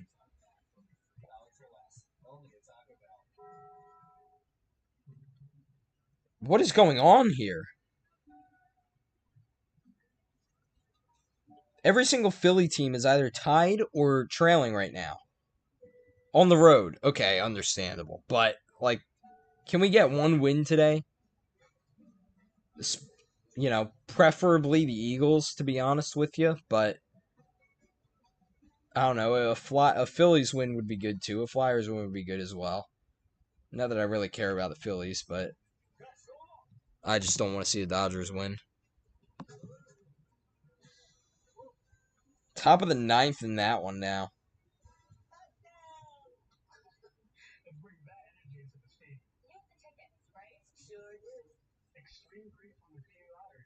Dude, they gotta retire this gopher from the PA Lottery commercials. Oh no, it's a groundhog. My bad. Sorry, that wasn't very PC of me. They gotta retire that guy. That rodent. They gotta. It's enough. Enough. Okay. We get it. Scratch offs, gambling addictions. It's one thing. It's the same thing. And that gopher groundhog. That groundhog really pisses the hell out of me.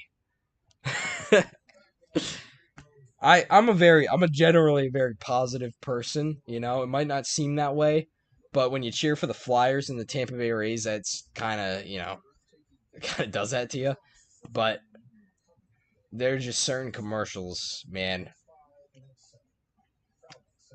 The music in the Apple commercials, all of them, every Apple commercial, horrible. The I was gonna say gopher again. The groundhog in the PA Lottery commercials. I'm surprised they haven't started running the Christmas Carol one yet. That's been going around since I was a fetus. the, the people in that commercial are like 100 years old by now. And they all look fairly young in that commercial. We'll start seeing that at the end of this month.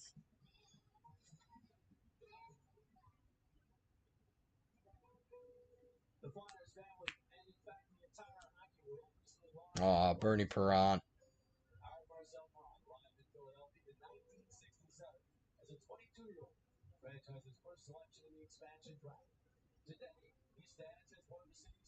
Yeah, I hear they're going to do something.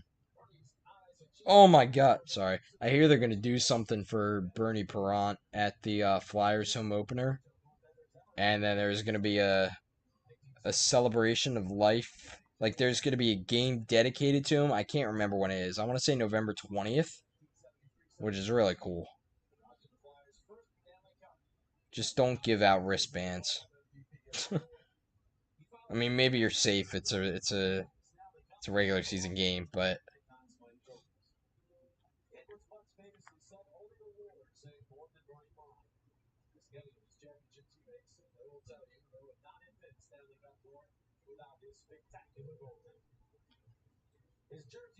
Yeah, we could use Bernie Perron right now. I'm surprised they didn't try to stick him in net last year.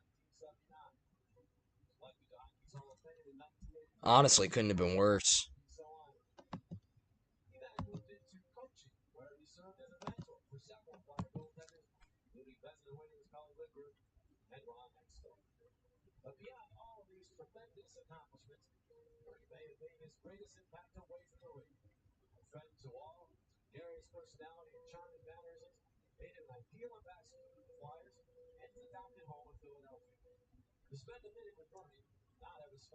I'm trying to figure out what game it is.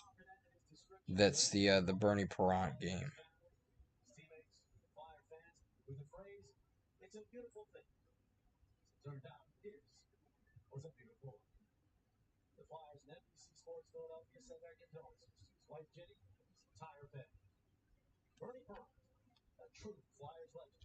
$80 old. That's crazy. It's a long time. Respect. We gotta hang up. We gotta hang up a banner, man. We gotta hang up a banner in our arena, like a real one, like a Stanley Cup banner.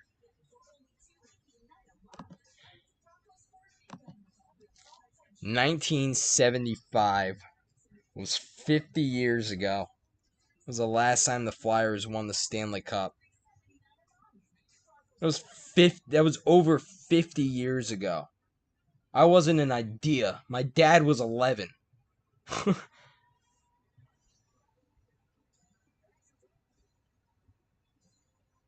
Sorry, my dad was 1. I'm supposed to lie about that sort of thing. My parents were both kids. That's all that matters.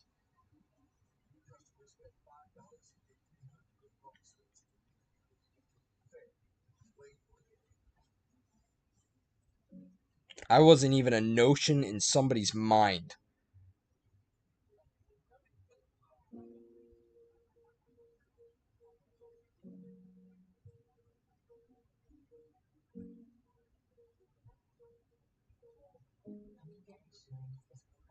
Of course, you could say, in the context of the duration of humanity, um, uh, the Flyers, have won a Stanley Cup recently by way of the fact that the Earth is like 4 billion years old, um, which is still subject of debate. But we'll take that for face value, whatever you want to think. 1 billion, 2 billion years.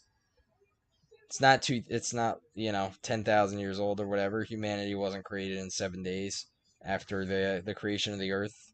Um, but yeah, in the context of a 3 billion-year-old planet, 50 years ain't too bad. Of course, hockey didn't exist for most of those 8 billion years, so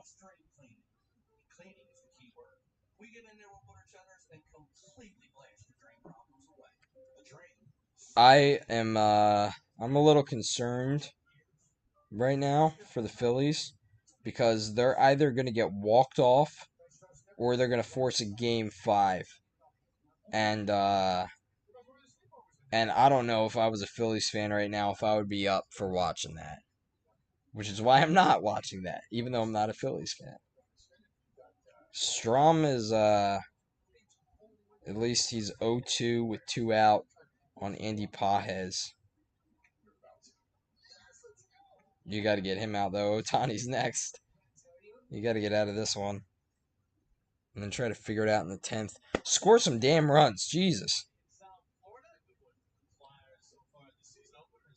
It's the top 3. The top 3 just don't hit for the Phillies.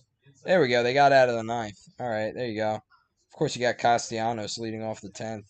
So that's less than ideal. Although he has a hit today, 1 for 3. Bryson Stott, and then Trey Turner. Yeah, you gotta score some runs here. You're not gonna.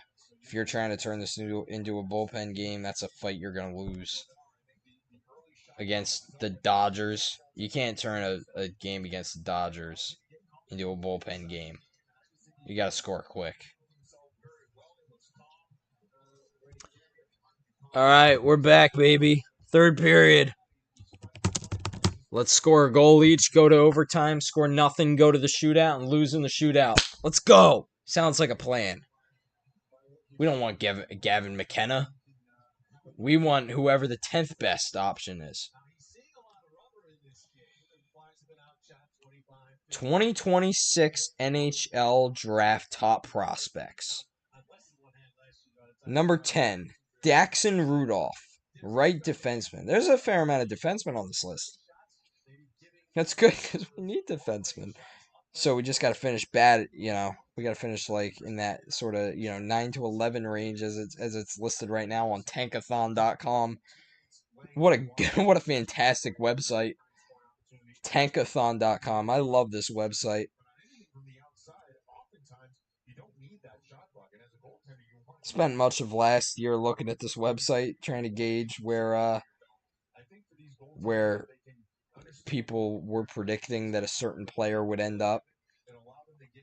Of course, that was before the draft lottery shuffled the board completely. Keaton Verhoff, North Dakota.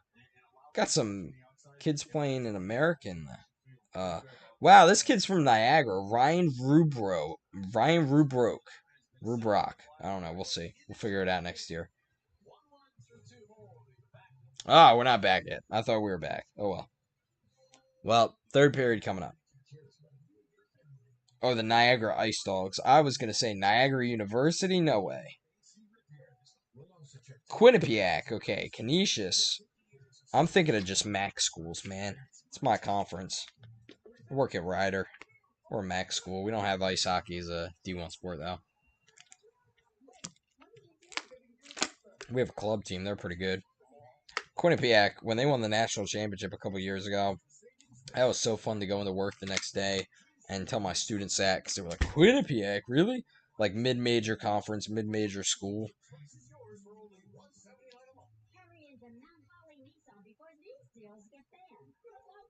My phone's at 16%, so I'm going to have to lock in.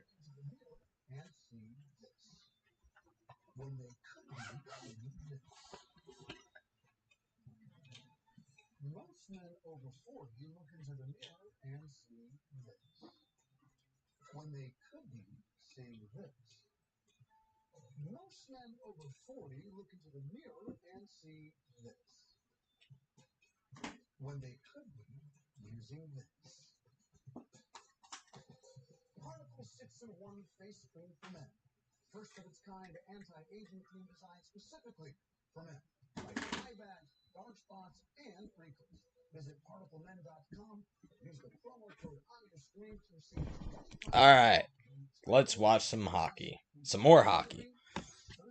I almost want to pull up the Phillies game on my laptop or something, but I know it's going to screw with my live stream.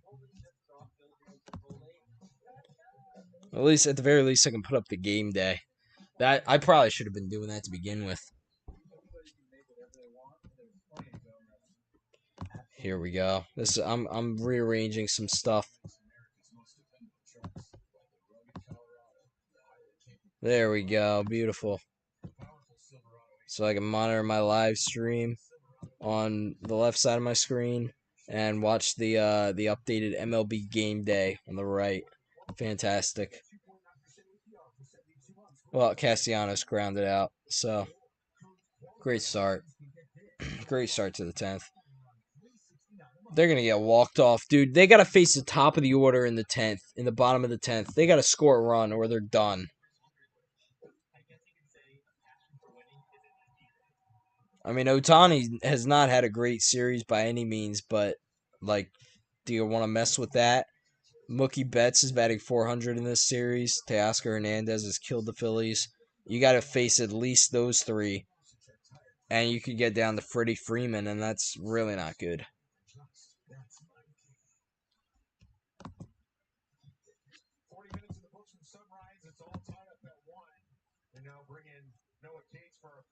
Casino interview.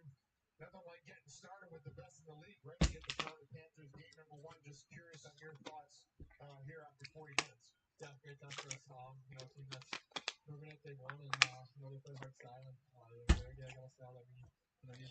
Let's check out the stats from this one.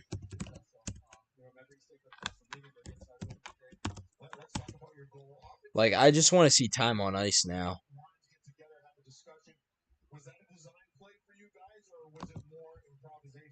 Here we go. Box score. Couturier, 14 minutes, 24 shifts. Travis Sanheim, 17 minutes and 42 seconds. That's almost half of the game. Nick Seeler's actually had more shifts just last time. 15 minutes, 35 seconds. Shout out Nick Seeler, man. I remember when Nick Seeler was like this fringe guy back in like 2021 who like everybody immediately loved after we beat the crap out of the Kraken and he got in a fight in that game and absolutely destroyed this guy. This was when Seattle was an expansion team, so we'll look past that. But yeah, that was our first season, and we beat him 6-1, and Nick Seeler got in a fight and killed a guy. And look at him now. He's all grown up now. Now he's on the first pair and on a team that is tied 1-1 with the defending Stanley Cup champions. Against defending Stanley Cup champions. I shouldn't say with. We're not the defending Stanley Cup champions. No. And we're not stupid enough to think that we could be either. Not now. Maybe we've been 2 to 3 years out for the last like 10 years. So we're 2 to 3 years out. Till we finish last in the East again this year, and then we're 2 years out. We're 2 years out. Let's go. We can't stay bad. Like, it's the third year of the new era of Orange. We can't possibly be bad forever.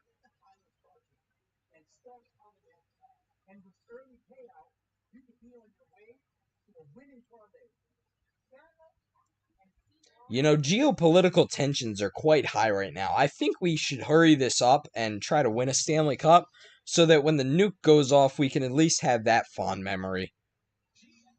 We can think about the time when the Flyers won the Stanley Cup and Matvei Michkov, who was the captain, met Gary Bettman. Well, no, it'd be post Gary Bettman. Met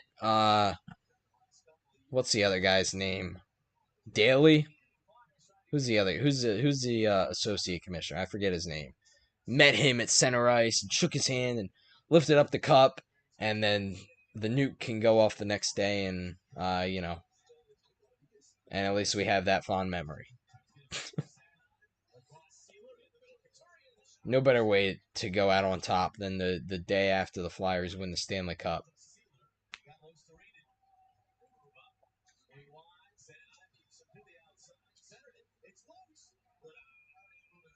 It'd be very fitting if the Flyers won the Stanley Cup and then humanity ended the next day.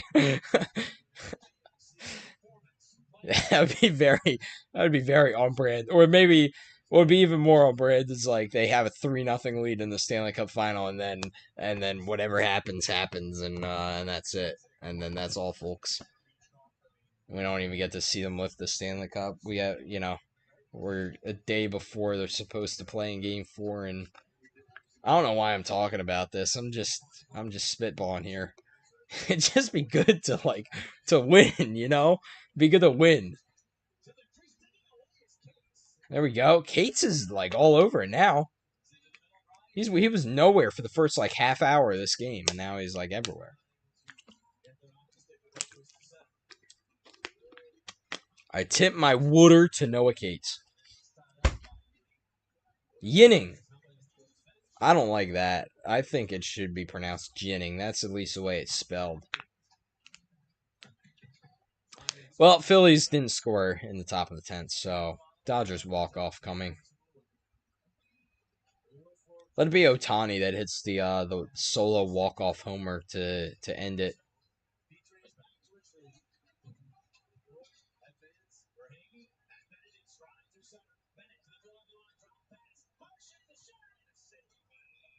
Of course, you know how this is going to happen. You know what's going to happen here.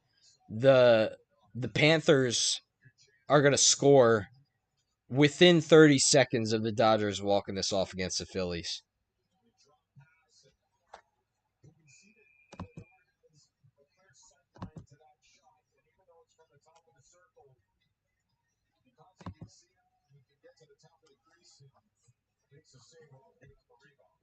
They got Jesus Luzardo out there.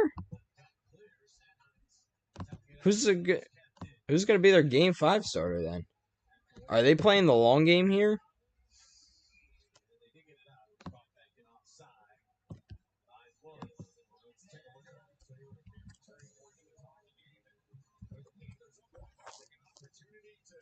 Interesting. Well, Otani struck out, so there goes that scenario. Both games are 1-1.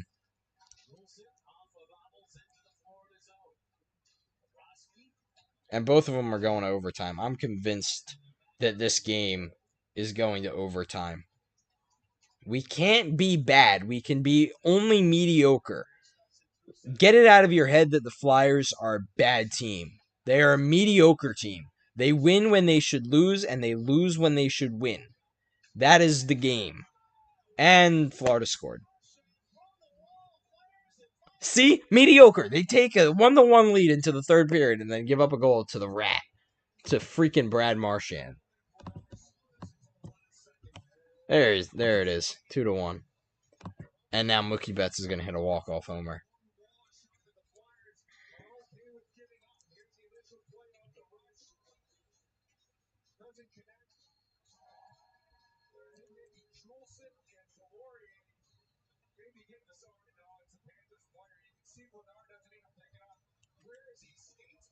That was kind of a fluky goal.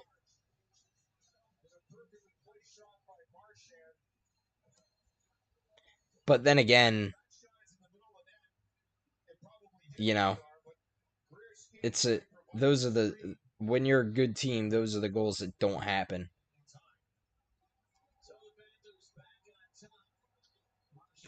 But as I was saying, if the Flyers were really like a really bad team, like truly bad, they would have a top 3 pick in the draft, which they haven't had in many years. Last in the Eastern Conference, whatever, they were bottom 4, but for most of the season last year, they were around the middle of that, out of a wild card spot range. And then they just gave up at the end of the season, basically. After they had a little stretch where they were actually really good, too. So that took them out of it as well. A really bad team has a season where they put up like 55 points or something, something like that, which is not the Flyers.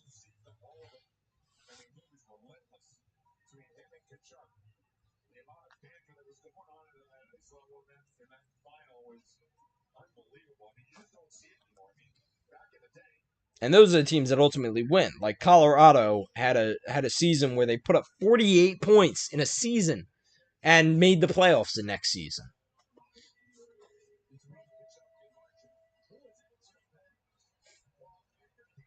Well, Dodgers did not walk it off, so my prediction was wrong, which is probably good. So it's definitely a good thing. It often is. When I'm wrong about something, it's often a good thing. Because, like I said, I'm pretty, well, I don't know anymore. I've been a pretty optimistic person in the past. Now it's a little more pessimistic because of a lot of different things. But, oh, he pushed him in. But I'm very pessimistic about sports.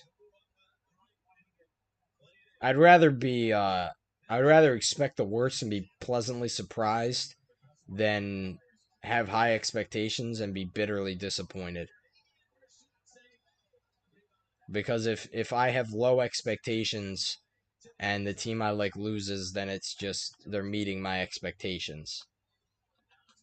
But if I have high expectations and they lose, then it's a lot more frustrating.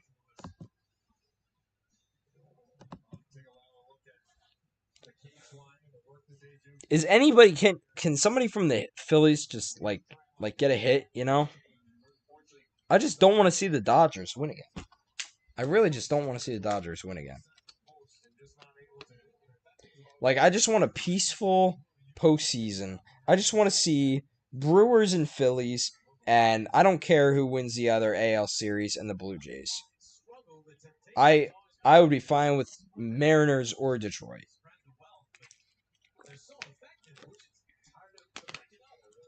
Of course, Seattle versus Toronto would be the better series. Everybody knows that. Cal Raleigh against Vladimir Guerrero Jr. But I mean that would at least help with the ratings a little bit.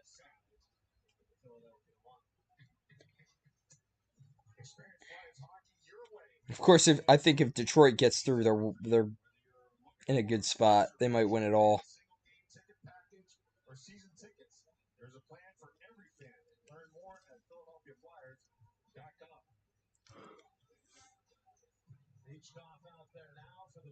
There he is, Michkov. He has not been noticeable tonight. That's a little concerning. 10 minutes of ice time.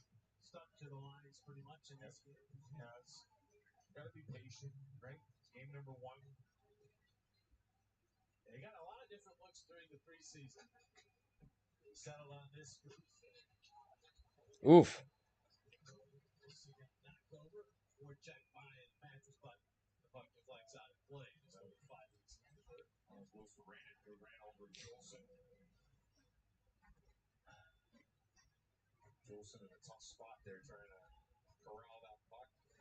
Oof. I think Vladar got hit in the mask there. Juleson. All right then. That is a guy who I I must have missed him getting signed. I mean, it sounds familiar, but I can't. Maybe it was one of those like Christian Dvorak, Dan Vladar things, 1 year contract, and it's just another guy. Although the others were pretty noticeable when they signed because I at least like knew their game. Ooh, Mitchkov just crushed Ekblad, hit him up high. Crush is an overstatement, but he hit him.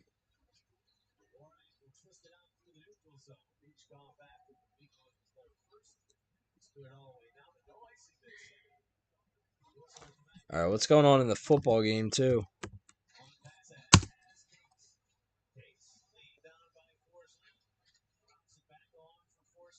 My laptop is so slow.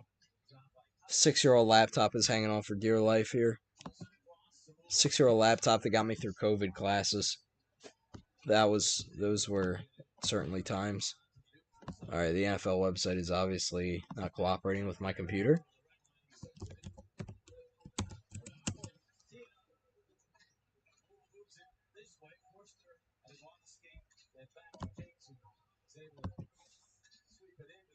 Ah, there we go. Eagles 17-13. Progress.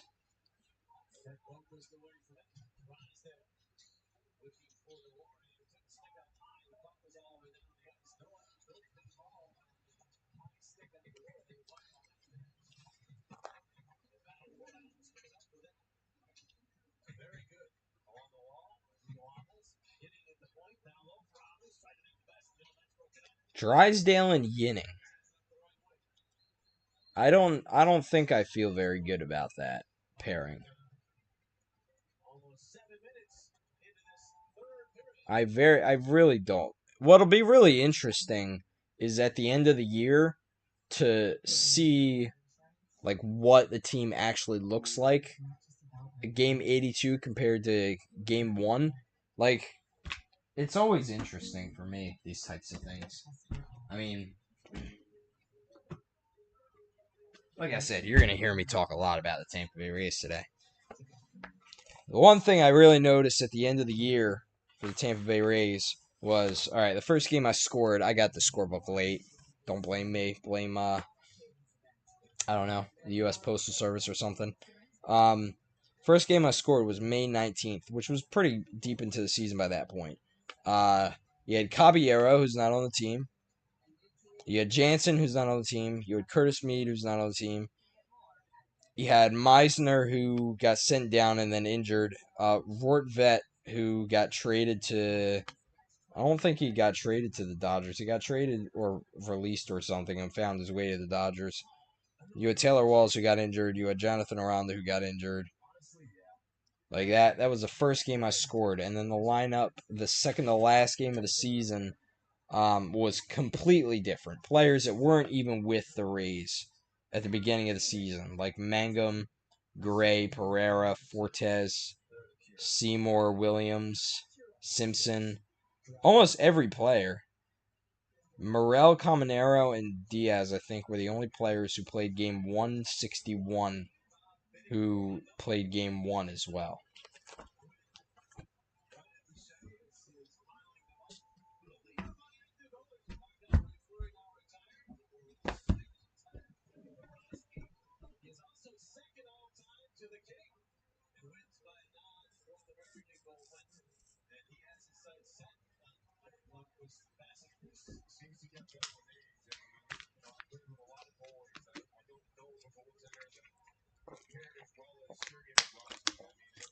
Dude, I would be so nervous as a Phillies fan right now.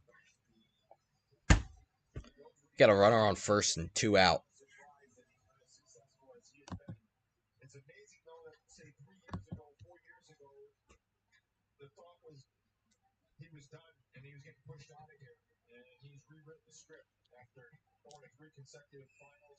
Icing.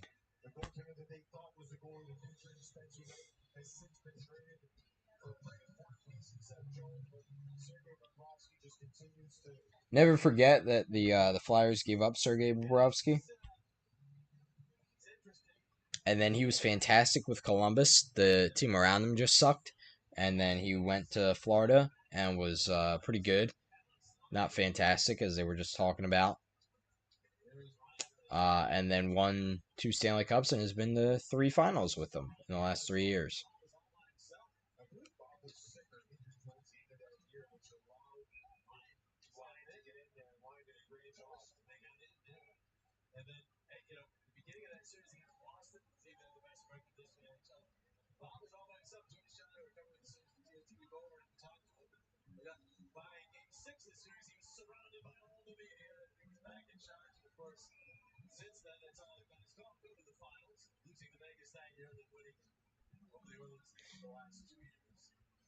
Well, Philly's got the runner to second. Harrison Bader is pinch hitting.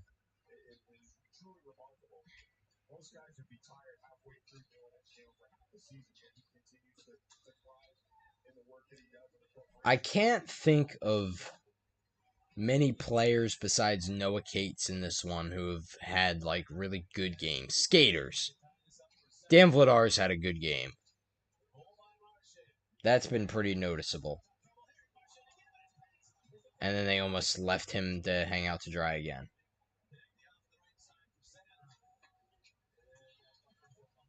We're gonna score. I have faith that we're gonna score, um, and lose this in overtime or probably the shootout.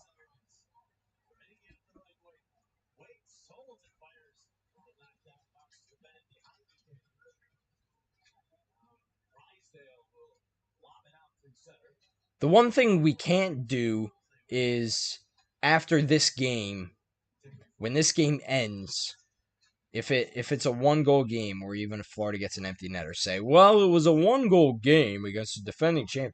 Chicago lost by 1 to this team. Chicago sucks. It's you know, championship hangover. You're gonna get some games like this. Let's see how they play Winnipeg or Carolina, who's hungry. That game might end 7-1 Carolina.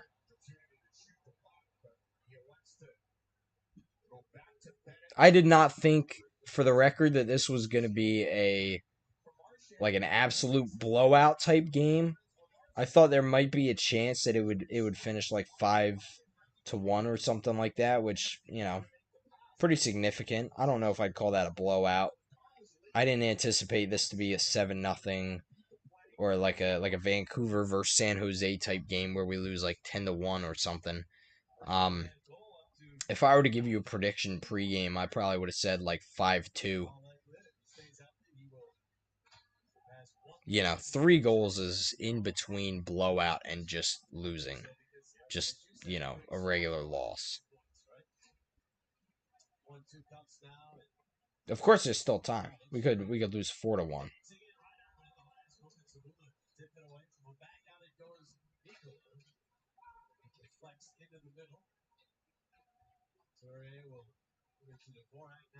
I'll have to go back and see what I actually said. I'm pretty sure I've been predicting the shootout since the first period.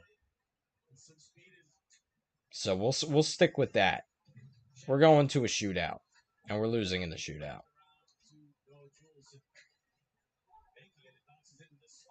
Mediocre, not bad.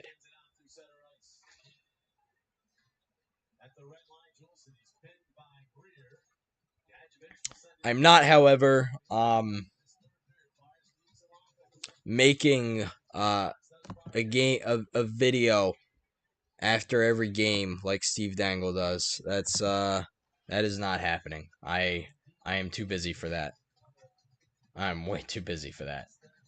I'm doing this every home game that I attend, which is like 22 for the year, something like that. I'm going to do a video, like a recap after them. And then for the games like this that are on the road, some of them I'll do like a live stream.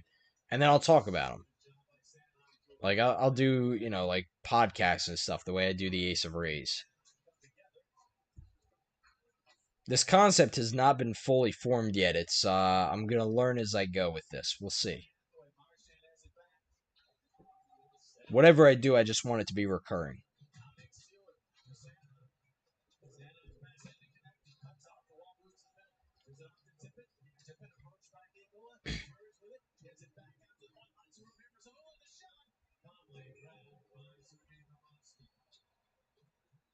Maybe not even a podcast. Maybe I just sit at the DSLR like I'm doing any other type of video, and just talk about like the last week or something. And Harrison Bader struck out swinging. So, middle 11th. But at least hold on. I don't want to misspeak. I don't want to misspeak.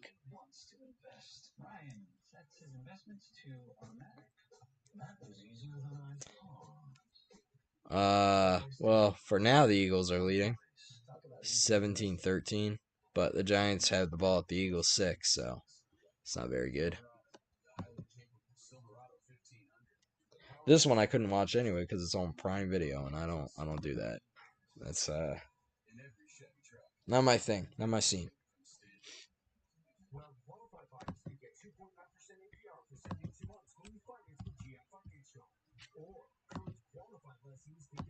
Who's up for the? Oh, they got Freeman, Edmund, and Will Smith. I like how half of this stream is just talking about other teams, other Philly teams. Some teams I don't even cheer for, like the Phillies. They got a Travis Sanheim is up to 21 minutes and 56 seconds time on ice, and Nick Sealer 19 minutes 26 seconds. Well, hell, if Dan Vladar has this save percentage for the whole year, he's winning a Vezina. 935. 2 goals against average. That's solid. That is solid. Dan Vladar is your player of the game to this point. He has kept the Flyers in this game when they have no business being in this game. But you got to score goals. You got to score. The puck. The thing. The little black thing in the middle of the ice about this big. Right? About this big. It has to go in the net. In the net. To the net. In the net.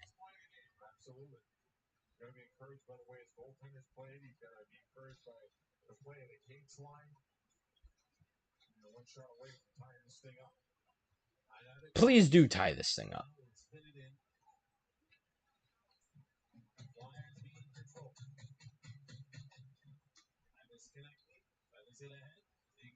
Ooh, that was a little nifty.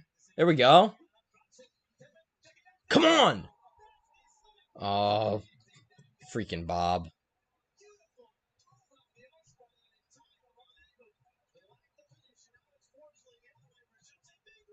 Oh, he let the rebound go. That was a Sam Emerson move. What was that? All I could think when I saw that rebound, like he should have grabbed that. All I could think was Sam Emerson.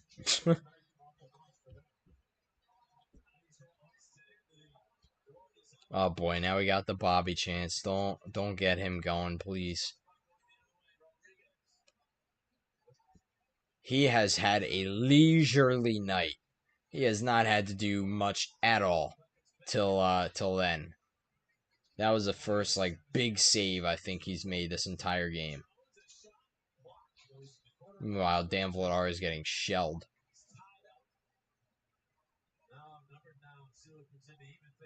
Man, this Phillies game, this is really something. And Luzardo is in, so he's going to go the duration, I would think. I don't know who pitches game 5, though, man.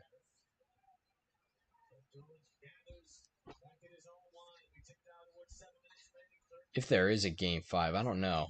I don't think you can go back to Nola that soon. What do you do, Suarez, maybe? He just pitched the other day, though. Do you just go Suarez and hope he's better? I don't know. I have no idea. Glad I'm not Rob Thompson. Very happy to be watching the Flyers lose this 2-1 game to Florida right now as a Flyers fan. Oh, he almost got there. Come on. Shot by Yinning. Deflected. Oh, he headman Marchand. Oh boy. Nice. Did he I don't know if he saved that or if it just went wide, but he had a breakaway and didn't go.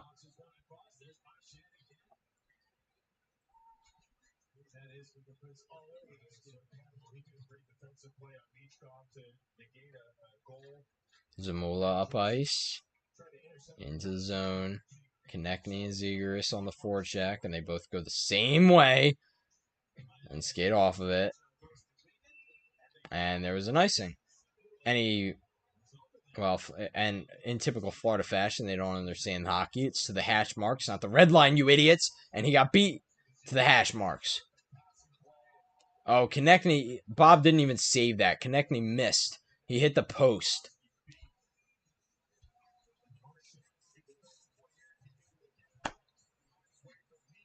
That was just an absolute Flyers moment. That was a Flyers moment, you know. That's going to be the season right here. Oh boy, Tommy Edman just hit a single.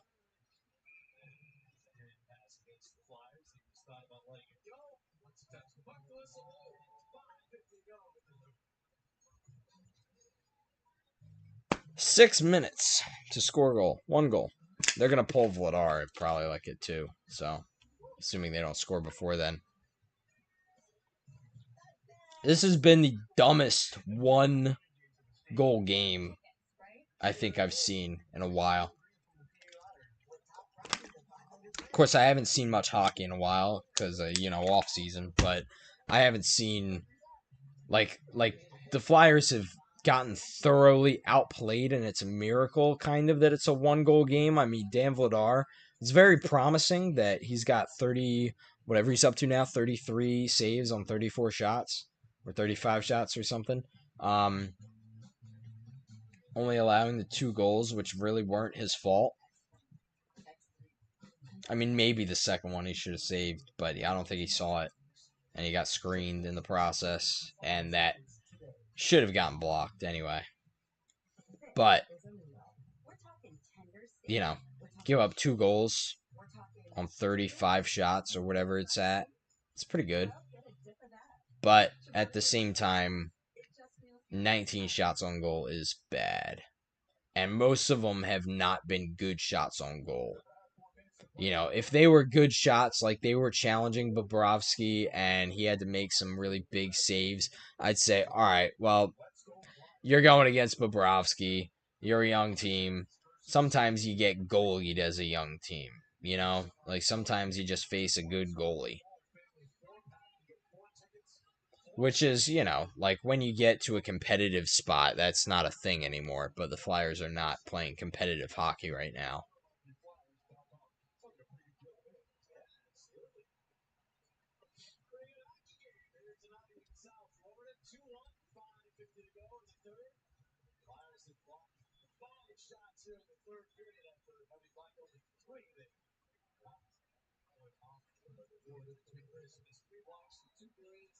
Oh, 31 saves on 33 shots. 19 shots for the Flyers. 18 saves for Bob. Hand pass, Philadelphia. Bobby Brink has been nowhere this game either. This is the first time I've seen Bobby Brink.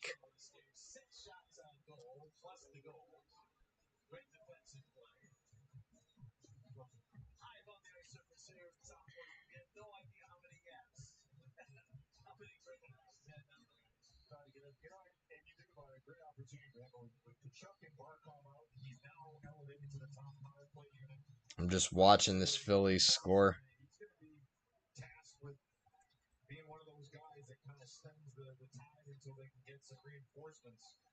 What a game. As soon as this one ends, if this game is still going, I'm turning that on.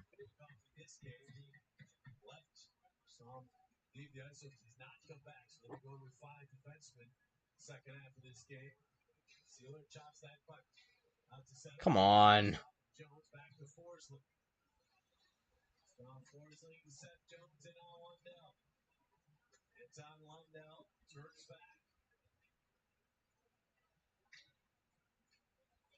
There you go. Stay on the forecheck.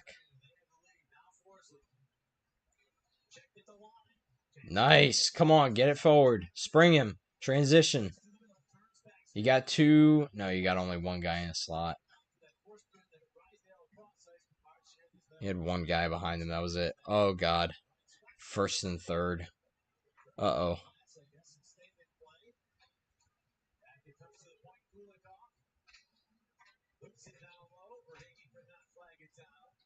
Dodgers have runners on first and third.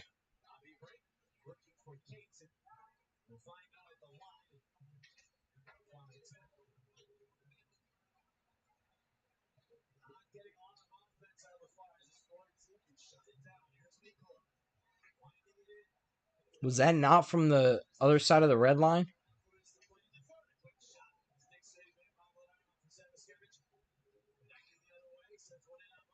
They're not. Oh my God. There we go. I thought Tippett was going to get there.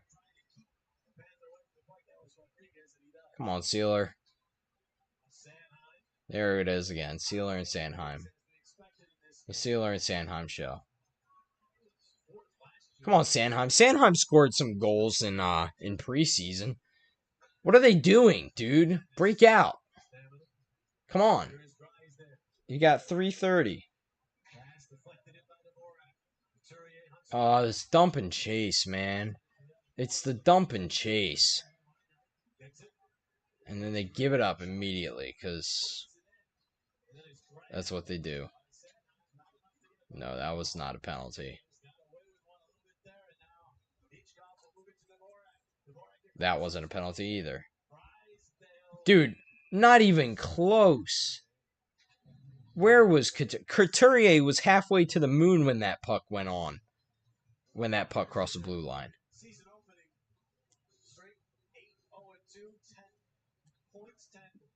Wow, that's crazy. Flyers have a point in their last 10 season openers. And they're fourth in NHL history on that list, which is shocking. And that might not happen here.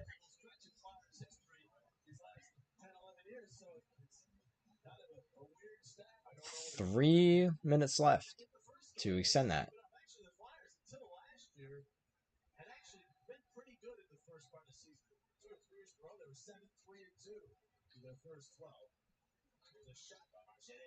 Oh boy.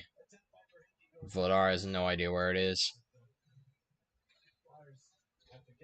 Forster was over there. Come on, up the eye. There we go. Cates again. Oh, nice move. I just didn't finish it. That was a good move. I thought Forster was going to get there behind him. All right, Vladar's. They're going to have to pull Vladar here.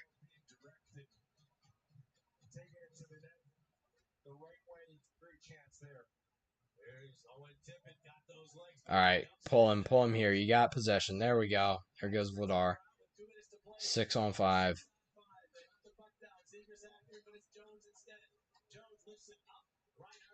That's okay. Let him do that. No, icing. Oh, wait, never mind. They deflected it. Didn't they? They deflected it. It wasn't icing. No, they deflected it. Everybody thought that was icing, but it looked like it deflected off a flyer.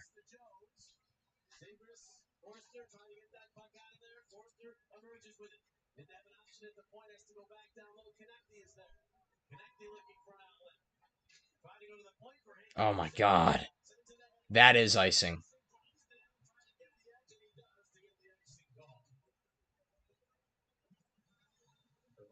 Two count. Runners on first and third, 2 out. Phillies, Dodgers.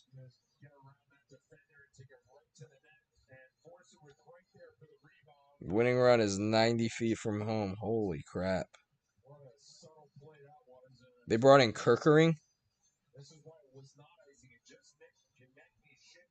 Yeah, it looked like it came off Konechny there. It's on-field delay. Oh boy.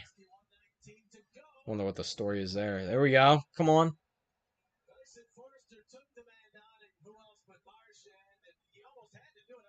Oh. Forster committed a penalty. Well, that's that. That's all, folks. I missed that. I didn't even see what happened there.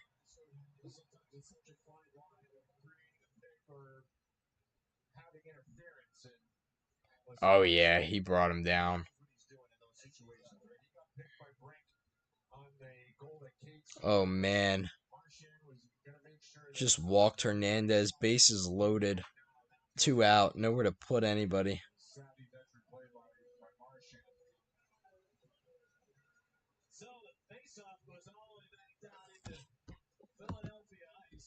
Giants are also leading 20-17 at halftime.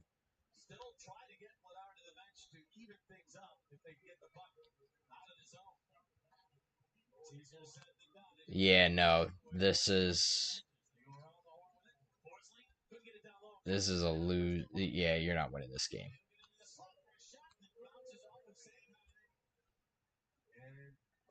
This is going to be one of those games that just ends with like a Florida shot on goal. And it's just like, okay, why? Don't let Andy Pajes be the hero, man. Andy freaking Pajes. Come on. Don't do that.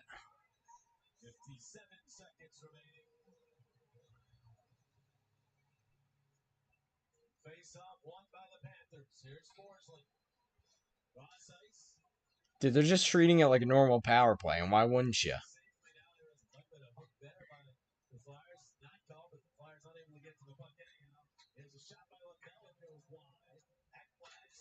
They can't even get on the puck. There we go. And they're going to give it up immediately. Oh, nope, they didn't. Why did people leave early? It sounded like there was a ton of traffic coming out of that arena. Just pull. Okay, they did. They pulled him. Dude, what are you doing? You have 15 seconds. Well, that's that. Empty netter. Oh, no, he missed it. All right, well, then just pin it. Take the 1-goal loss and let's go home. Oh, wait, I am home. And that's that. Flyers lose their season opener. 2-1 against the Florida Panthers. Oh, and dude, it was almost poetic what I said before. The same time, I don't know what happened, but the Dodgers walked it off against the Phillies. Literally at the same exact moment. What is this game on? Is this on FS1 or is this on TBS?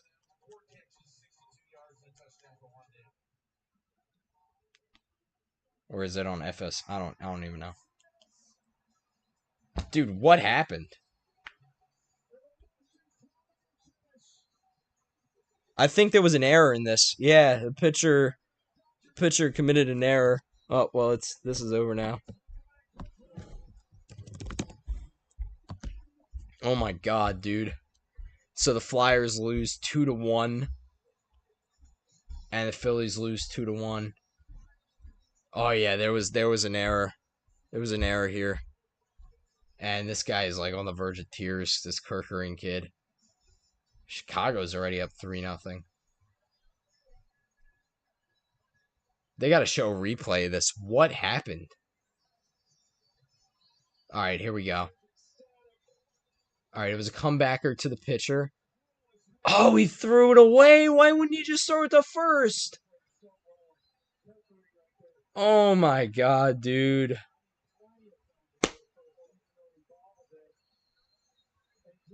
It's not quite sunny in Philadelphia right now. It's not quite sunny in Philadelphia. Oh my god. All right. Well, now we're watching baseball. I think that's all. I think that's all for one day.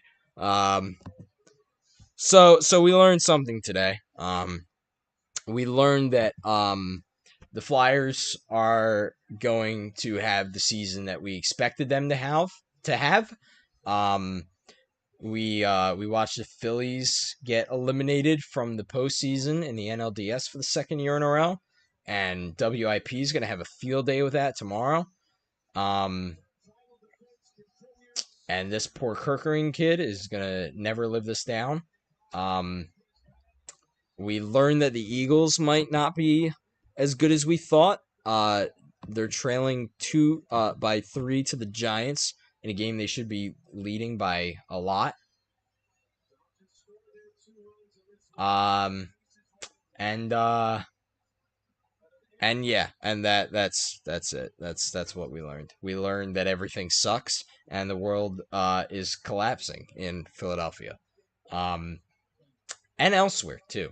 Not in LA right now, and not in Florida either. So yeah, that's gonna be it for this one. Thank you guys so much for watching. I'll probably do another one of these at some point. Not Saturday. I got a hell of a day at work on Saturday, so yeah, I'm not doing that one. I don't even know what time that game is, but um, it's against Carolina, so it'll probably be another loss anyway. Um, but yeah, thank you guys so much for watching, and peace out, broskies.